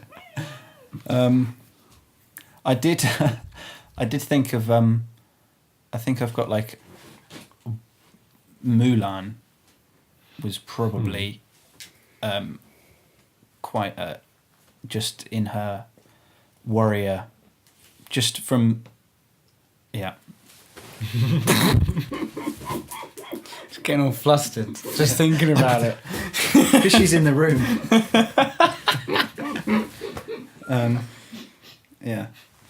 Mulan. You only want one, don't you? I do. Why Mulan? Mulan. Just 'cause Mulan. she kicks ass. Right. That's a combination of ass and arse together. That's the word I just said. Yeah, she just is an amazing creation of Disney. That's a Right. nice compliment. That is a very nice compliment. Yeah. God, It's I something wish you can't I say was to dying. can't say to everyone. Yeah, I wish I got that compliment. You're an amazing creation of Disney, darling. Yeah, I was trying to chat someone up in a bar. Cool, the mouse just really made you, hasn't he? I never told you that, darling. You know your The dad's a nut. The anti-Semite has really, I love had a it. good day. Got some good illustrators on you, darling. Yeah. I can't think of anyone else. Huh, Just but- as like, like first like Yeah. movie crushes. Yeah. That's a good answer. Right. You're looking at me as if like I should be saying something. No, that's just I'm just like, yeah. Yeah, there was a review I've read for it earlier about Mulan, and it was just like, she kills a whole army of men by herself. What's to dislike about it? It's like, true. yeah. Jack Heydon. This is a tricky one for me. I couldn't really think, but the earliest. This is a cheat because it's not a film. It's Rose from Doctor Who. Oh, Well, I would have said Billy Piper for Doctor Who then if we were gonna. Yeah. Really? Would you have said? Because that was Yeah. definitely my first crush Yeah, on well, screen. I think probably Billy Piper was my first crush on screen. Ah, well, she's So let's mine, go with mate. Doctor Who assistants. Yeah. She's mine. Yeah. That is just that's the first person I remember being like, oh, I really fancy her on screen. I can't really think of films, to be honest, where that's happened. Harvey. Harvey, yeah, I really fancy the rabbit. This is the unattainable It's just, thing about it it. really gets me. Because the imagination is Forbidden always better. Yeah, but if I'm allowed that, which I'm happy to not be allowed, No, I think that's Okay. very then there we go. Billy Piper as Rose in Doctor Who. Series early days, we're talking... Christopher Eccleston. Yeah, as soon as she was on screen, I was like, fancy you. Huh. That's a good answer. Yeah. I just wish I liked Billie Piper more as an actress now. Oh yeah, I don't like her at all now. I've heard she's rather good. I mean, she's probably a lovely person. I haven't actually seen her in any... I saw her in I saw Yerma, The Young Vic. the Young Vic, and I don't know. Billie Not Piper. enough Isn't it? Daleks. The what? Not enough Daleks. That was the problem with the play. Not Yeah. no. I just mean like I don't know. I liked it when she came back in the 50th anniversary of Doctor Who, I don't the John Hurt episode. I Didn't watch it actually. I'd given up by then. Yeah. Oh no, I was out. I'd like long given up, but it was on, and I was in, and I thought It John Hurt. was on, and you were in. I was in, and you I were was off. like, fucking John Hurt. You can't fault it. No, you can't. Well, no. I was off. What does that mean? I don't know. I just thought of another 2-letter word. That's the 3-letter word. He was off. That's what I meant. Oh, well, that's a nice, short, sharp answers. I like it. You're both a bit embarrassed to talk about it. Yeah, we're blushing if you can't. Obviously, you can't see this. I guess we should move on to question 7. Yeah. What is the best Netflix original series or film? Billie Piper, The Golden Years. The golden years. The blushing years. And that can be... that's a film that Netflix have put out with their stamp on it. As a Netflix original. Well, I've got to go... Because I know that on a previous podcast... Yes. The End of the Fucking World was mentioned, which I did enjoy very much. Yeah. And I've watched twice now. Twice? Yeah. Twice all the way through? Yeah. I ain't Watched watched on it my own and once. once with a friend, yeah. God, Alex Lowther is amazing. Yeah. It's all And really Jessica good. Allen. Yeah, but ultimately I went with The Crown. Which I was surprised that I actually... Because all my initial feeling about it, of seeing it advertised and stuff, I was like, God, I'm not going to watch it. And hearing that like £1 million was spent on each episode or something, and not being, a particularly big fan of Matt Smith and not really knowing who Claire Foy was until I watched it. Sat down with Mum and Dad, I think it was over Christmas 2016, I think. And just strangely got really like into it. And it would just become a thing of just like sitting down to watch The Crown. And it like genuinely it is a brilliant series. And surprisingly so, the subject matter being something that you would think, well, and it is, you really do get involved and invested in a good way. Attention to detail, and it's Claire Foy's brilliant. I think it's I think I have not actually seen it, but I think the biggest grace of it that I've seen is just like more people know who Claire Foy is, which is only a good thing. Sure. I guess people already know who Olivia Colman is, don't they? For sure. Well, she's taken over, right? Yeah. As the new, as the next the gen. next queen, yeah. Yeah. But yeah, I did Elizabeth really enjoy III. Elizabeth III. Yeah. That's who Olivia Colman's going to play. Yeah.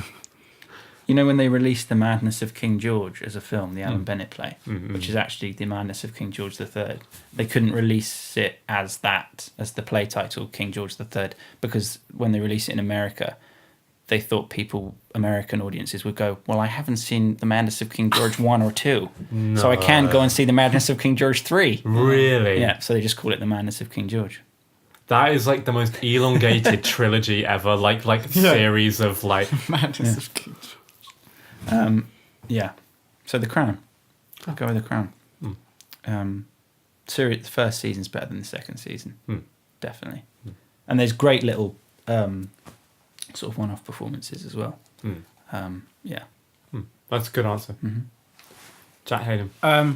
Mine is not a series. It's a doc.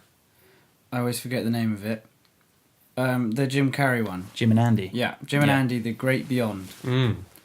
It just absolutely caught me. Like, I still haven't seen Man on the Moon. and I just found it so fascinating. I just keep thinking about it and kept thinking about it for a while, and I just thought it was a great piece of filmmaking.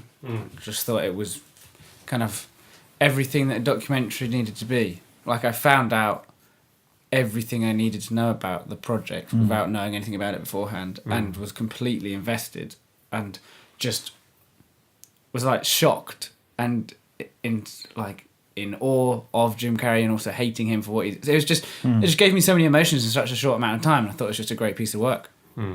Just like, it could have been about anything. With that sort of style of film, like, I just think that they just did a brilliant job of making a documentary. Yeah. It just made me care, which is, I think, the most important thing about it. I think the thing that that's come together in my head from hearing those two very different things, the similarity in them being that, because I feel that Jim Carrey really doesn't come across in a very good light. That's the thing I took. Yeah, and I thought at first it would be sort of backing Jim Carrey is kind of like, oh, look at this, crazy thing he did, isn't that funny? And actually, even with him kind of at the center of it, even being like interviewed, it's not biased. It's not a fan of Jim Carrey. Weirdly, it's sort of quietly going, or rather, it's kind of open. I guess it just shows, what he did, and it leaves you to make up your own mind. In the same way that with The Crown. I don't think this is the only time these two things have been compared, but it's not. I thought it would be like a very royalist thing and very biased towards going, oh, like the royal family's great, but actually it shows all of their faults to some extent as well. And there's times where I really fucking hated the characters, which I think is the sign. Absolutely, probably why I liked it. Yeah, that's a really good comparison to draw between them. That things which are seemingly about holding the characters up in a kind of pedestal in a light to say, look how great they are, but actually it kind of exposes flaws, and you see their, as I always say, the dirt under the fingernails a bit more maybe than even them subjects wanted to. Which is always much more intriguing and fascinating. Yeah, it does give the sense of every time he's being interviewed, it's like, here's your chance to apologise. Even like with that, if you couldn't hear anything that was being said, even the way they set up the camera, I think he's really good in it, of letting people be like, make your mind up of what I have to say. Even when he's saying things about how, like, he talks about when, like, he saw dolphins in the sea and he heard Andy's voice, and he's like, I know that's crazy. You can think I'm crazy or not, but I heard what I heard. And it's like, so I think he does. Actually, I didn't come away thinking, oh, what a tosser for doing that. I thought, like, that is odd, but he owned it, and I was impressed that he had the balls to do it, and I respected him a bit more afterwards, even though you can see like the pain it put everyone else in, but they knew what they were dealing with in a way, and I think they're all now happy that he did it, because that's a huge life experience for everyone. And I'll just never work with him again. Yeah, maybe they won't, but I should think they would prefer that experience to be in their life than not. And I think it's a cool thing for someone to have done. Yeah. And the end product is, it's a good film. And it's a very good performance. It's a really good film. And I think the documentary is almost more of a biopic about Andy Kaufman than Man on the Moon, right? Yeah, definitely. Because Andy Kaufman is like so borderline a performance artist. Yeah. For his whole career. A lot of people think that Andy Kaufman faked his own death and that he is actually still alive somewhere. And that's his like ultimate thing. But even though that's like almost definitely bullshit, that's the kind of character he is. And the legacy that he created, where people think he's clever enough, and for a joke he'd fake his own death. How committed he was to I mean, what he did. It's really wonderful. It's a really interesting documentary. I mean, I think it's really true. The film itself doesn't kind of, suck up to Jim Carrey too much. And I like when it just randomly, every now and then, dives into Jim Carrey's like nihilism. About it goes down little tunnels, but never really like plummets down there, which is really like, I think it's just an interesting, entertaining thing within a movie. It's really is great. Yeah, I just think it's great. Just good fun to watch. Don't need to know anything about it. Yeah. And I think that is all, because I think a lot of documentaries are like, a lot about this subject, let's have an intellectual conversation. Yeah. But that, I think, was totally like, it didn't ask anything of you. It was like, look at this odd thing that happened. Yeah. I really appreciate that it's like a, just what it, in a way what it does. And I think what Netflix as a whole is doing for documentaries, where they're kind of making very consumable documentaries where a lot of people would be put off just the idea of a documentary. I mean, it's strange. Non-fiction books are more read than fiction, but people won't watch a documentary, which is just which is just a cinematic version of a non-fiction book. But I think with films like that, which hook people on a bit of like, oh, Jim Carrey's kind of like a famous actor. That then they will also. But it's just not be actually about that. It's about a bigger. And it will actually then just be like a really good movie. Yeah. I think that's a great pick. I think everyone should check both of them out, really, as kind of series. And they're not really, really hugely in-your-face things on Netflix, I guess not any. No. Which is great. I mean, I know The Crown is their kind of prestige thing. You could tell they're proud of both of them. Yeah, they're really, absolutely. They've had their time in the spotlight. Absolutely. Leading on from that question, this is a question posted in by Jim and Sid from the last episode. They ask to you guys, what is the TV series that you saw that made you start to take TV seriously as a medium?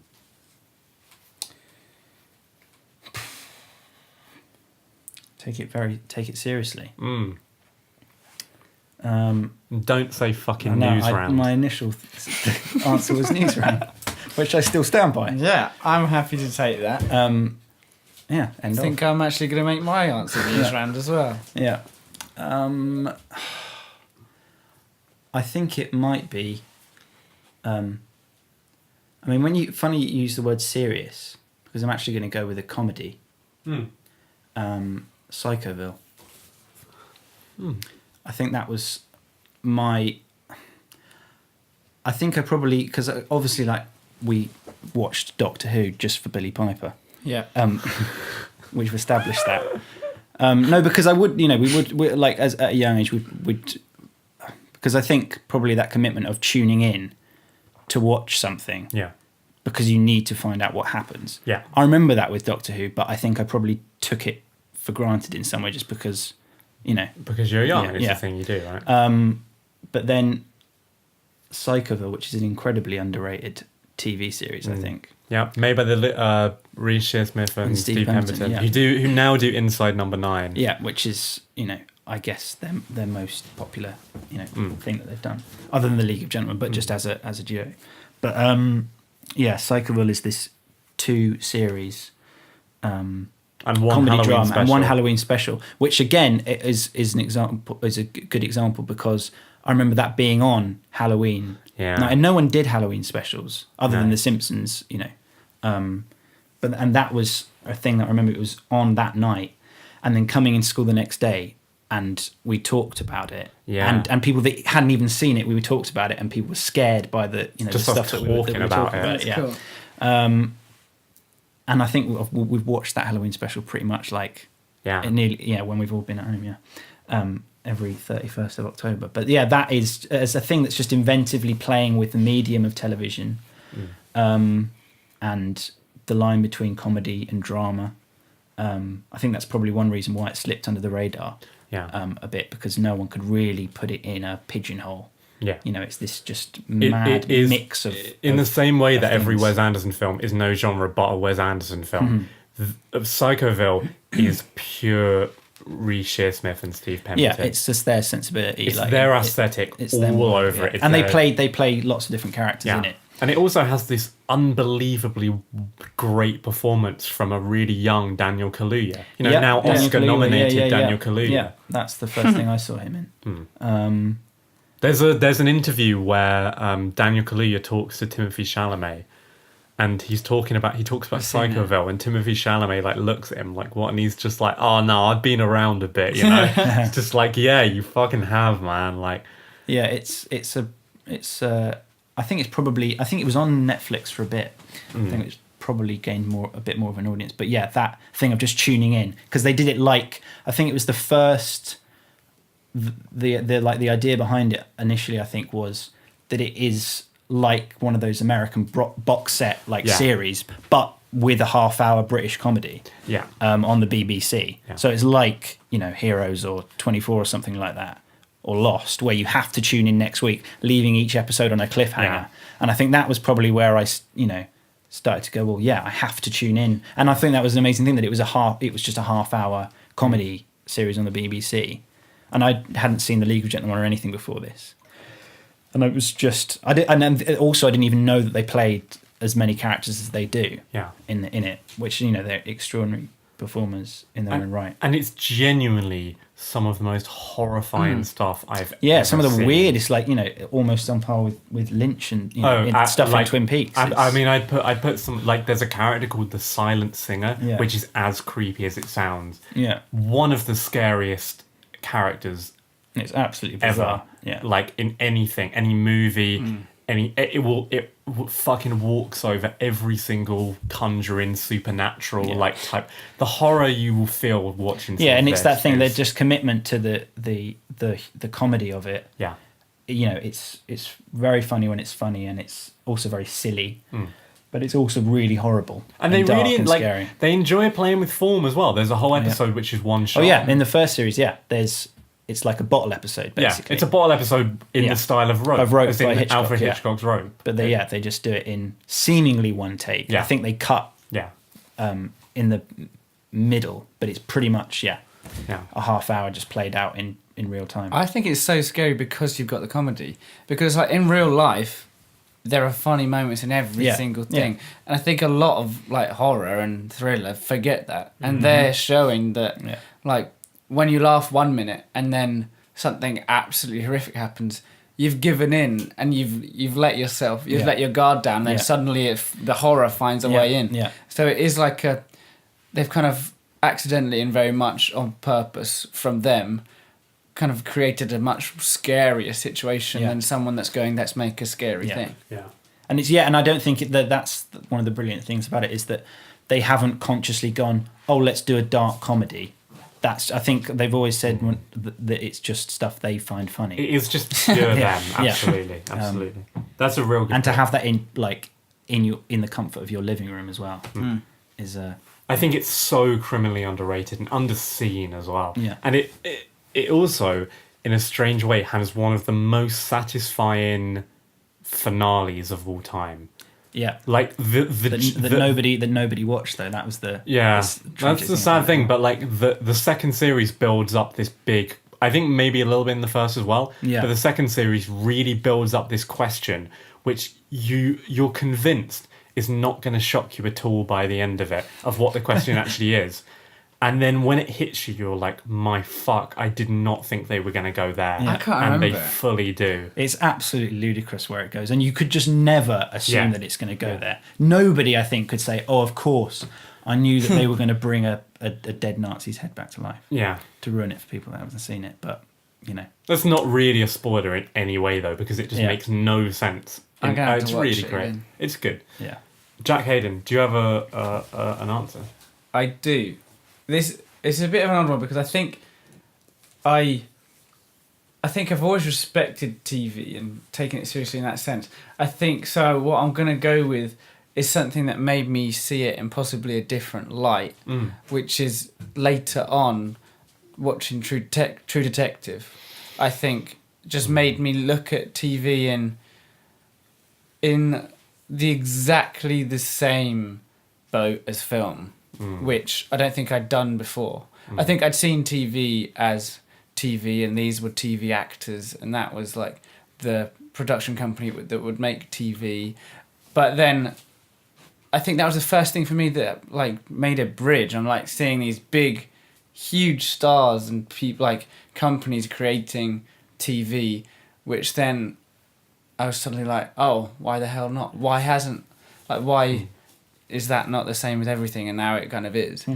But that I just love True Detective, and I think that was probably one of the first things that shocked me into being oh wow, series that are made that well are basically films, in that same sense. I think it's the first series of True Detective will... Oh, that's what I'm talking about. I haven't seen the second. Okay. The first series of True Detective will forever and ever be looked at as the absolute peak of prestige television as we know it now. You know, the kind of like HBO, huge budget Game of Thrones, kind of like all of that vibe. And it's post Breaking Bad as well, isn't it? And it is post Breaking Bad, Which has a bar that's been set insofar as American TV drama. I think it's so focused in its ideas. It's like an art film. It's like it's a blockbuster. It's a detective. Horror. It's a horror. There's a point where you think it might become a cosmic horror. Mm-hmm. There's a moment in it where you think, wait, are we gonna? Is there like actually some like kind of supernatural things happening here? It's like the structure of it is perfect. The performances are perfect. Every line is quotable. I think just Russ Cole is one of the best television like characters of the last however many, just actually full stop characters of the last however many years. Yeah, well, that's the thing. It's that saying this is a television character. It's like that kind of broke that. Yeah, I feel like absolutely. It then makes you think.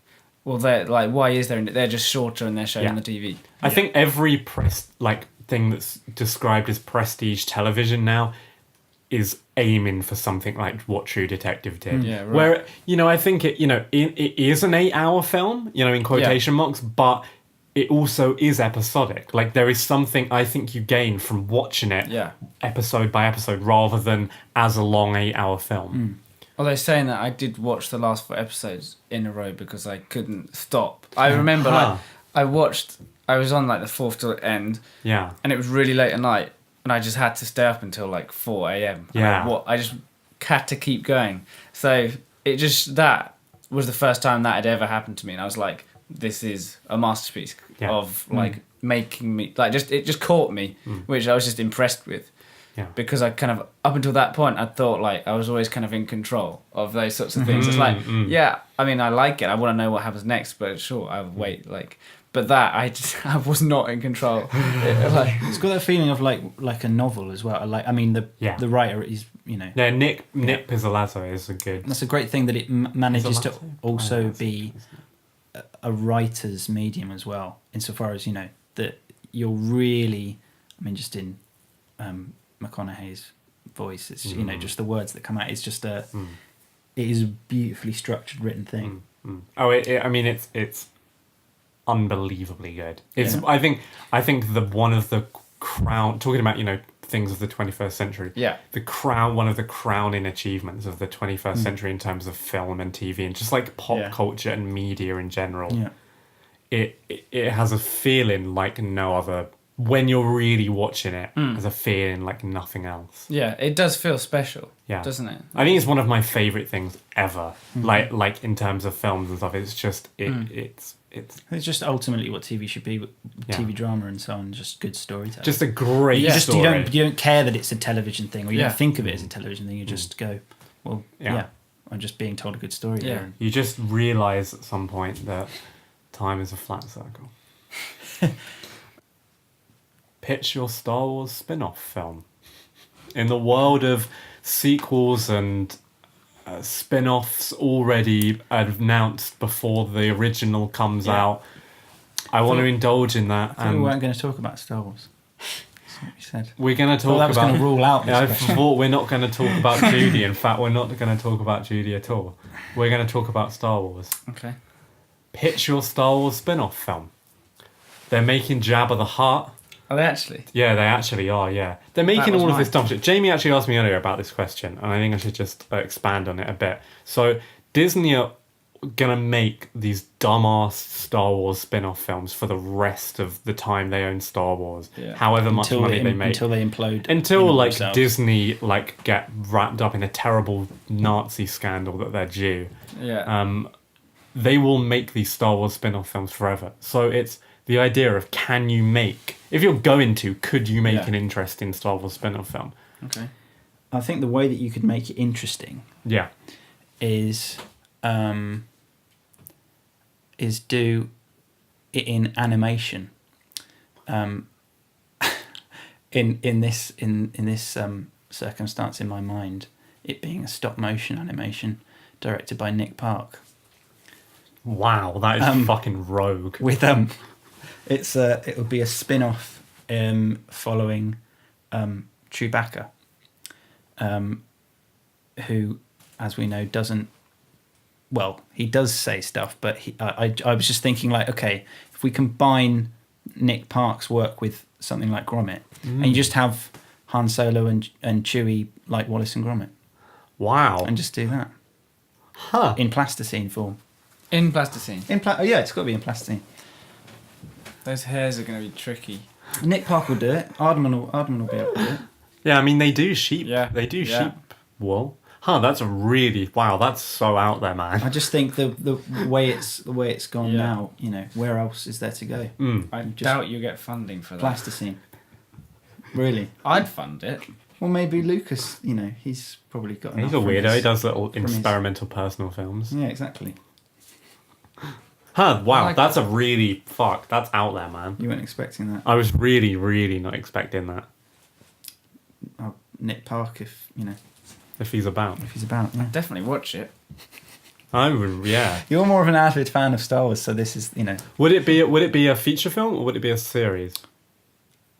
Oh, I hadn't even thought of that. Yeah, why not? Series. Fuck it. Like a Shaun the Sheep. Yeah, like a Shaun the Sheep. I like that a lot. Cool. Maybe with no dialogue at all, just... That's what I was thinking it was Yeah. going to be. Yeah, Yeah, sort of like absolutely, a- absolutely. Yeah. The kind of the... I'd watch it. I like that a lot. That's That's your answer. that's a good answer. Jack Heydon. Right. Mine's less animated. Mine is... Do you mean like metaphorically as well? yeah, in every sense. I was doing very expressive. Yeah, notes as I was saying that. you really missed Very out by animated. listening to this as a podcast. Yeah. Mine is following one of the generals of the Death Star or Star Destroyer or whatever. One of those played by James Stewart, directed by the Coen brothers. Oh man. Because I want to find out why they do everything and why they're evil. And I think I want him to be someone that you could like. So James Stewart is good at that.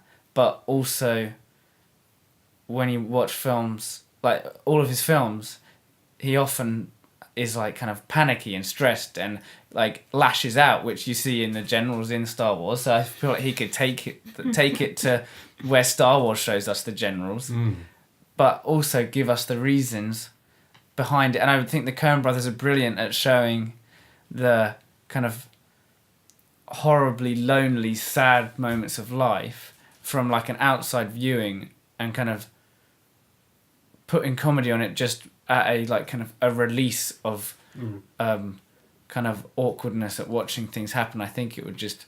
I just want to see it. I want to know more about the so one-dimensional characters that Star Wars have created, because they've just gone, these guys are evil. They're going to blow up planets. Space Nazis, right? Yeah, and I'm not happy with that.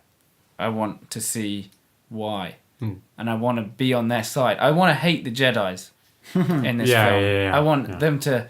When the Jedis turn up, I want to be like, oh God, they're so single-minded. Can't they just see that this planet needs to go?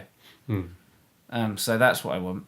I think the Coen brothers are the ones to do it. So it'd be a serious man, like in space. Yeah, with James Stewart. And the Coens are often on the side of what would be perceived if there was as simple as good and evil. They're more likely to be on the side of evil. Yeah.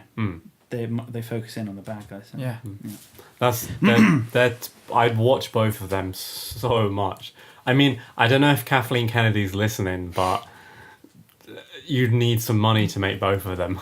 Yeah. Yeah, you'd need about 10 years to make the... And you'd need to raise James Stewart from the dead for mine. Tom Hanks is an alternative. Okay, all right. It basically is like a He's the James modern Stewart for day. now. Yeah. Yeah. There's some good spin-offs. I'd watch them infinitely over Solo 7 when it gets made. What is the best cinema that you've ever been to? Oh, well, that's a different question. So I thought... Yeah, what was your favourite? Favourite? Yeah, that's a different thing. Okay, well, I It's mean, like, who would win in a fight? But also, probably of- my same answer. your favourite cinema you've ever been to that you can recommend that someone goes to check out? Depends what the film is, because that Yeah. if you see a bad film, I mean, you come out and you're feeling negative about the cinema, don't you? Okay. Way to ruin the question, Jamie. I mean, yeah, but also like, Okay, mine is Glasgow Film Theatre. Just, I would say it's not a great cinema in terms of the place, but in terms of the things they show. For a cinema to live near, I'd say you would struggle to get better, but it's not the best cinema I've ever been to, by any stretch. Like, it's not a great cinema to sit in, but the films they show are brilliant, and it's really cheap, and it's great, and a great little community. It's right in the middle of Glasgow, so that is a good one. So if you were to live in Glasgow, it's brilliant and you're lucky, but sure, you can go visit it if you go to Glasgow, but it's not going to blow you away. It's just like a standard old cinema. Yeah. They've just got a great company running it. nice. Jamie? I mean, I'm lucky in having a cinema in my hometown, and I think that's something I shouldn't take for granted. Even though I love the BFI in all its £3 under 25 £3 glory. Yeah. and its archive facilities, you can sit and watch for hours on end. Can you do that? Yeah, it's got a library. Someone told me about that the and other also day. a shop of overpriced things, but also it's just got a great vibe. Yeah. It's a beautiful sanctuary. But Apart from when they're abusing people with... their ushers are taking out people who are enjoying a film. Really? Yeah. Yeah, it's fucking terrible. Yeah. But they now have a thing before all of their films that say if you have any problems, like, we will, like, within in the screen and stuff, we're here to make everyone happy. Which I think is probably right, like... Yeah. No, that's what the film's there for. Yeah, literally, yeah. Anyway, we can't talk shit about BFI because it's fucking great. It's great. But yeah, ultimately, it's got to be Leiston Film Theatre with in all its red velvet, popcorn-induced glory. Because it's, right on my doorstep. So, and that's a lovely thing to be able to go down and watch a film and then walk back home. That is lovely. Afterwards and talk about the film. That is nice. Or think it over if you've just gone to see it on your own. But yeah. Loner. Yeah. I'd much prefer to watch a film on my own. I love it. How would you convince someone who... Because I speak to a lot of people who would never go to the cinema by themselves. And that's such an alien concept to me now that people wouldn't go by themselves. How do you convince someone that it's a good idea to just go? If you want to go and see a film, that you don't have to wait for your friends for when they're free to want to go and see it, or if they want to go and see it. How do you convince someone to go to the cinema by themselves for the first time? Because I guarantee when you've done it once, you always do it. Yeah. It makes it so much more about the film. Like, whenever I go on my own, I find myself allowing myself to be taken hold of by the film a lot more. When I'm with someone else, it's kind of, even though you're not speaking to them or whatever, I always feel them there, and I'm now looking at it as an audience. But if I'm there on my own, it's like I can let the film suck me in. I've got nothing to worry. I don't know. It's a weirdly different experience. Yeah. There's no social pressure, I guess, of being concerned in any way. If the film is bad and it's bad, so you take your mind off watching it, then you just concern yourself that other people are going to be enjoying it, particularly if you've brought them along. So yeah, I would just say just try it because you'll love it. And try it on a film where you've heard. Try it on La La Land when it first came out. Right. Try it on a film that lots of people hate and lots of people love, because I think I've had films definitely where I've thought, oh wow, that was great, and then on the walk home with people have then been persuaded that it was bad. And I'd quite like to have seen if I had persuaded myself on my own if it was bad, or do you know what I mean? Yeah. So that's definitely something interesting to think about. Well, yeah, mate. Well, the fact you mentioned go and see La La Land is that I think that's a good point, because there's lots of cinemas that re-show films. So maybe, if you're concerned about, going, oh well, I'm not sure, because I always talk to people about a film afterwards, and that's what you like about it. Go and see a film that you enjoy that you've never seen in the cinema, because I guarantee you that you'll have a different experience. Just that communal thing with strangers in the dark. Yeah. But that thing of just sitting in the dark and like just letting it. But I mean, going to the cinema by yourself is like, it's the perfect antidote for when you don't want to be with. Is like you don't want to talk to anyone, but you don't want to be lonely. Yeah. As long as they're quiet. Yeah. Then that'll be alright. It's a true story. And I find to go to the theatre by yourself, it takes it to the next level as well. Again, for some reason, then it's even more. I find the feeling I get of watching a film on my own is magnified at the theatre. I think it's because then you're one-on-one with a person. Yeah. So that's nice as well. It's absolutely though whenever, not that I get asked this a lot, but if anyone ever asks me like, how do you really get into film and seriously into film, the one answer is, do not worry about going to the cinema with other people. You have to it's a scare. I know it is like a scary jump to make, but just make the jump and just think, fuck it, I'm going to go by myself. Yeah. And like, no one thinks you're weird if you go by yourself as well. It's the thing. Like, no one else in the cinema judges you. You just get to know all of the other weirdos that go by themselves, Like, I recognise people at the BFI now who we just know them because I'm like, oh yeah, they also go and see stuff. Yeah. Like, do not be held back and by other people's schedules, basically. Just go and see it if you want to see it. And you will have an experience like no other, and then join Letterboxd and write about it online. This is a question from Cassia Price of podcast episode 1. Episode 1. She asks... This is like when Jeremy Corbyn took fucking questions for Prime Minister's Question Time from the public, and he would stand up and say like, Margaret from Shropshire asks, Theresa May. I don't know, I kind of rate it, but... Cassie's question is, to pass along the line, what is your favourite film that's widely considered bad? And this is not the question, what's your guilty pleasure? Because the idea of, guilty pleasures don't exist. What is your favourite film that's widely considered bad? What I've chosen... I've chosen La La Land, even though maybe it's not. You see, I've chosen it because a lot of people don't like it. Yeah, it's not necessarily widely considered bad, but I'd say for the amount of people I speak to, I say I love it. There are conversations I have back saying I hate it, which is odd because obviously it won a lot, and it was very. Everyone Decorated. loved it. Won Best Picture, didn't it? Moonlight. Moonlight is best picture. But so I just always find, I just found a surprising amount of people hate it, and I just absolutely loved it. It's true. I mean, I guess it maybe more than any film in recent history, it has such a backlash after it's so loved. Yeah.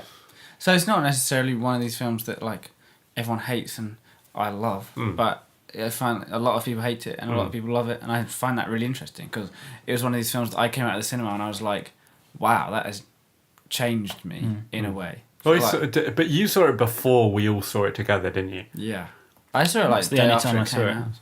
Yeah, I saw it twice in the film festival the year it was there. That's cool. Because I was so I just loved it so much. I was like, oh, I need to go and see this twice before it doesn't come out for another few months. Yeah. And stock up on La La Land. Yeah. And then we all saw it together and then tried to go to the hotel where they were staying in London, which was good fun. That was good fun. Yeah, that's another story. Didn't you see it alongside Moonlight at the festival? I did. That's the strangest thing. Before any of them were. And which Best one Picture. did you give Best Picture to? I preferred Moonlight, but in Did you for real? Yeah, the first time I saw La La Land, then I saw Moonlight an hour after it, which is unbelievable, really. And I saw Moonlight when it was just in the official competition at the London Film Festival. It wasn't a big film or anything. There was hype around La La Land before it was like... Yeah, because the hype around La La Land was like, this is going to be like... this is going to be great. And then when people started to see it, it was like, it's the fucking best movie ever. Yeah. I mean, I think so... And that's why it was called Best Picture, because people had this assumption that it was going to be. But it was totally believable, right, that it had won Best Picture. Yeah. But I think in retrospect, I do prefer La La Land. Like, I think I will rewatch it more. Yeah. But a lot of people, immediately also assume that it's a film that's not for them. Just purely on the basis of it being a musical, I think. Yeah. But it's so funny for me, because I'm studying musical theatre. I'm surrounded by people that don't respect it because they're not professional musical theatre performers.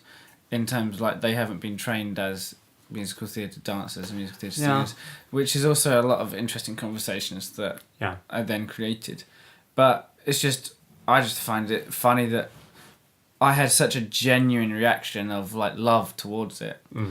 So then I find it hard to, like, think of, like, the negatives in a negative way. Yeah. Because, so... It's such a, like... I remember when, Jamie, me and you talking about it when it came out on DVD, because it's such a, like, cinema beauty... It's like this special thing that, like, seeing it on DVD in, like, Tesco... I had this completely different reaction to it. My initial feeling after, like, seeing it on the DVD shelf in Tesco's was... Oh, God. Yeah, it's strange. It's like, it's this bit of magic that's been packaged into something it's not meant to be. It's like, no, it's a special thing that should stay in cinemas forever. It's not like I think the thing about La La Land is it's not consumable entertainment the way that a lot of things are, and you can just kind of watch. Do you know what I'm saying? I'm not saying it's, like, difficult to understand or unpick or particularly deep. I'm just, like, saying it's a real show, you know, more than, you know, Tarantino tried to do this whole fucking thing with Hateful Eight of, like, taking it round and it being a travelling roadshow. La La Land is like a show, isn't it? Going to see it in the cinema is a real, like, it's a real blast. I haven't wanted to rewatch it. Like, I haven't rewatched it since I watched it in the cinema. Or maybe I have, I don't know. If I did, I didn't really enjoy it that much. Or I didn't get through it. But it is, like... It is an odd thing. It's like it only really like was what it was the first time I kind of watched it in a way. I don't know. I think Fantasia. I don't know why this is just suddenly crop, but Fantasia was one of those first films that did that roadshow thing, and where you they did it as like a big like theatrical release where I think like you would go in as if it was a concert. Yeah. Which I feel like La La Land has that similar sort of... It has that, like, gravitas to it. Do you know what I mean? That weight. I think that's a really interesting pick. Jamie. Con Air. Wow. Yes.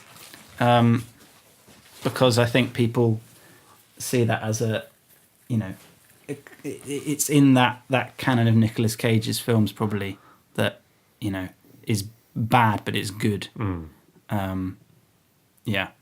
It's a thoroughly entertaining film, but it's really ridiculous as well. It's just full of the most insane performances. I mean, Nick Cage looks fucking sane in it compared to John Malkovich. Oh yeah, John Malkovich doing this completely incredible, like operatic performance. Oh yeah, as the villain Cyrus the Virus. Cyrus the Virus. Yeah, and it's got Steve Buscemi in it as well. Yeah, Steve Buscemi is a serial killer who like hangs out with this little girl in this old pool, like playing with talking Barbies. of paedophiles, I don't know it. You should watch it, Con Air. Con Air, yeah. It has John Cusack. Has Dave Chappelle in it. Yeah. It's this just like bizarre 90s action film which is so unbelievably like Republican in its values. Yeah. But it really is just like such a thrill ride. The action is fucking amazing. Yeah. Like incredibly it's really slick and choreographed. like technically it's like first 18 really I ever point. watched as well. It really like it's so there's something so like bad about it in a but good I think way. it knows what it's doing there. Definitely. You know. Definitely. In that the same way with like Shoot 'em Up. The Clive Owen film. Yeah. Absolutely. You know, knows exactly what it is, but I think people wrongly perceive it as this as this like over serious stupid thing. film. I think it has Danny Trejo in it as well. It's just like this cast of people just letting themselves go. It has it's John Cusack as well, isn't it? Yeah. As the detective kind of tracking it. So the premise of it is, Jack, is like a group of cons are being transported on this plane. They're like high risk cons who've been in for like 40 years for bad crime, like really like kingpin crimes. Yeah. And they're being transported. And Nicolas Cage is like a policeman who was in for defending his pregnant wife and like killed like a Mexican immigrant, or like like something really fucking Republican and like terrible. But he's in there wrongly, and he's on the plane, and the plane gets hijacked by the rest of the cons, and he has to like try and fight his way out without being spotted. And he has a friend there who needs his insulin shot because he has really bad diabetes. It's just a real thrill ride. It's a proper 90s action film. Isn't it? And it actually starts to get in. I think I saw it like on BBC Three or something, years ago. I'll give it a watch. And it just once they get off the plane though, it goes into this on like the fire engine and stuff. Oh and yeah, it just gets it's like a video like, game. Yeah, it's like fucking. It's like the last. I don't know if you guys have ever played San Andreas, but it is the last mission of San Andreas. Yeah. It's insane. I think that's a super good pick though. I think it's a film that I'd encourage everyone to watch just because it's a pure 90s action fun. Okay. But it's you have to watch it with the guys of like take your sort of film analysis hat off and just like it's a proper like enjoy turn your brain indulge. off. I mean, I think you also have to be aware of it that the politics are so skewed and like completely terrible. Yeah. But you gotta love it. But you've got to love it. Nick Cage has this like strange Texan accent. He's got a kid that's waiting for him. That he's never met. It's really strange. And he just like I feel like with so many Nicolas Cage films, he just calls children, even if they're not his child, honey. There's always a little girl in it that he'll be like, honey. Yeah. I saw in the Wicker Man remake. He's the girl that sets it alight. Honey, don't do that. Yeah. There's a strange thing that like the David Lynch film Wild at Heart has exactly the same ending as Con Air to a scary degree. Like there's things you can draw between the two of them which could only What was first? Wild at Heart. Wild at Heart is 90, I think, and I think Con Air is 96. Is it really? Is it a 90? Is it? Yeah, he made Wild at Heart just during the second series of Twin Peaks. No, I mean, sorry, Con Air. I always assumed that it was like an early noughties film. I think it's 97. Is it 96? I might be wrong. It's not best film of the 21st century material. It's not. It's 90. It's late 90s. It's late 90s. One I just thought of I'd like to mention is Burn After Reading as well, which a lot of people don't like, and I think Hugely it's divisive film. One of the best Brad Pitt performances ever. The best, I think. We don't need to go into it, but that I just thought it had to be mentioned. Patrick Brooks asks, do you think we'll watch films the same way we watch them now in 50 years? And if so, what will change? Or do you think it'll be exactly the same? My answer to this is I think there will still be cinemas. I think it's going to be quite a similar experience. I think it's going to hold up. The thing which is slightly going off the question, the thing I think that's going to change in that sense is I have a feeling that theatre is going to become all cinema live viewings, and there's only going to be one. You can go and watch the play once, and that gets recorded, and they only do it once. You mean like a huge expansion of like NT Live? And... Yeah. So I think it'll be like you go. So you rehearse the play, you do one performance of it. Loads of rich people get to see it, and they're the people that go see. I saw it live in the flesh, and then just that's recorded, and you just go and watch it as if it was a film. That I think in 100 or 50 years could happen, especially with the biggest ones. That is a bleak future. That is a horrible thought. But I think it's all too real, man. Yeah. Like, I feel like it's going there. Yeah. That's not exactly to do with cinema, but it is. That's a link of change in that area that I would put money on. I think we'll always watch films.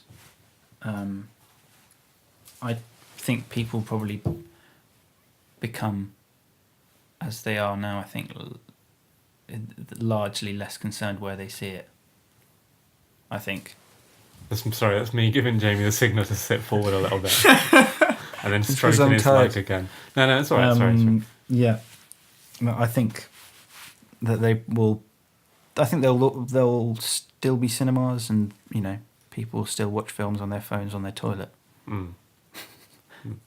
So in some ways, I guess what I'm saying is that in 50 years, I'd like to think that it probably won't change from really what it is now. I feel, though, that people are getting less... I think probably audiences are a bit hungrier for something a bit different, rather than just, having the easy thing of downloading it online or something. Yeah. They're looking for that experience to want them to make them go out to the cinema. Yeah.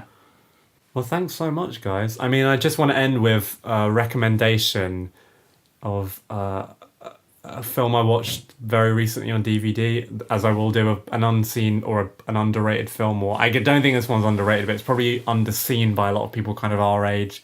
Belle de Jour, the Louis Brunel film, the most alarming opening scene of all time. You think it's going to be one thing, and you kind of think, oh, it's made in the 60s, it's people horse on a cart, and it's kind of a little bit dodding. And then and that's just over the opening credits, and you're like, oh, it's going to be boring. And oh my fucking god, what that is a setup for, or nothing will prepare you for it.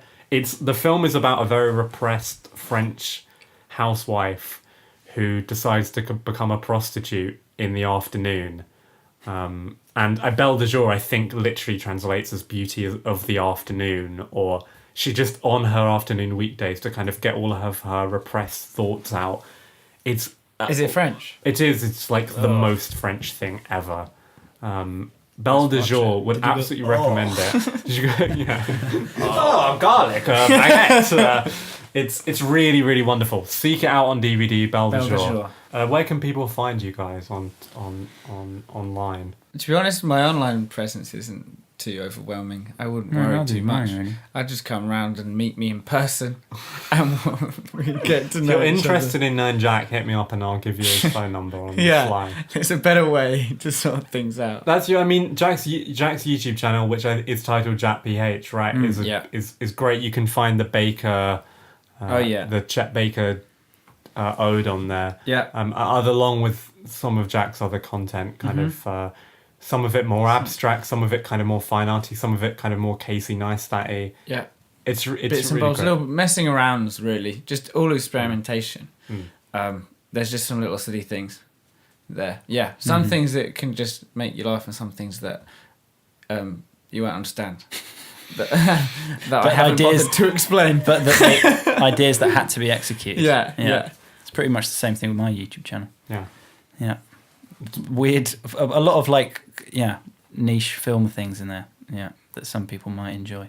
Jamie is soon also going to make something with an X Factor audition in which a man coughs and says sorry. Oh no, don't give it away. Okay, well that's something yet to be made. I'm not going to give the second half away, but there's an X Factor audition that we've been obsessed with for years.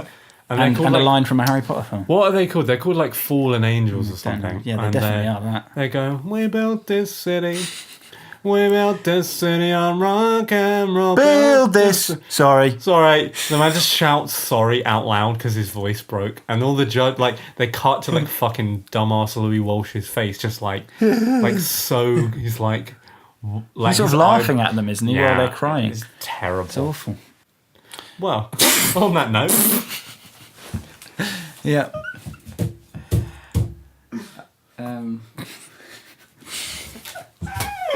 Thank you very much for watching, or listening to Pictures with Love, episode 3 or 4 or whatever the fuck this is. I don't know anymore.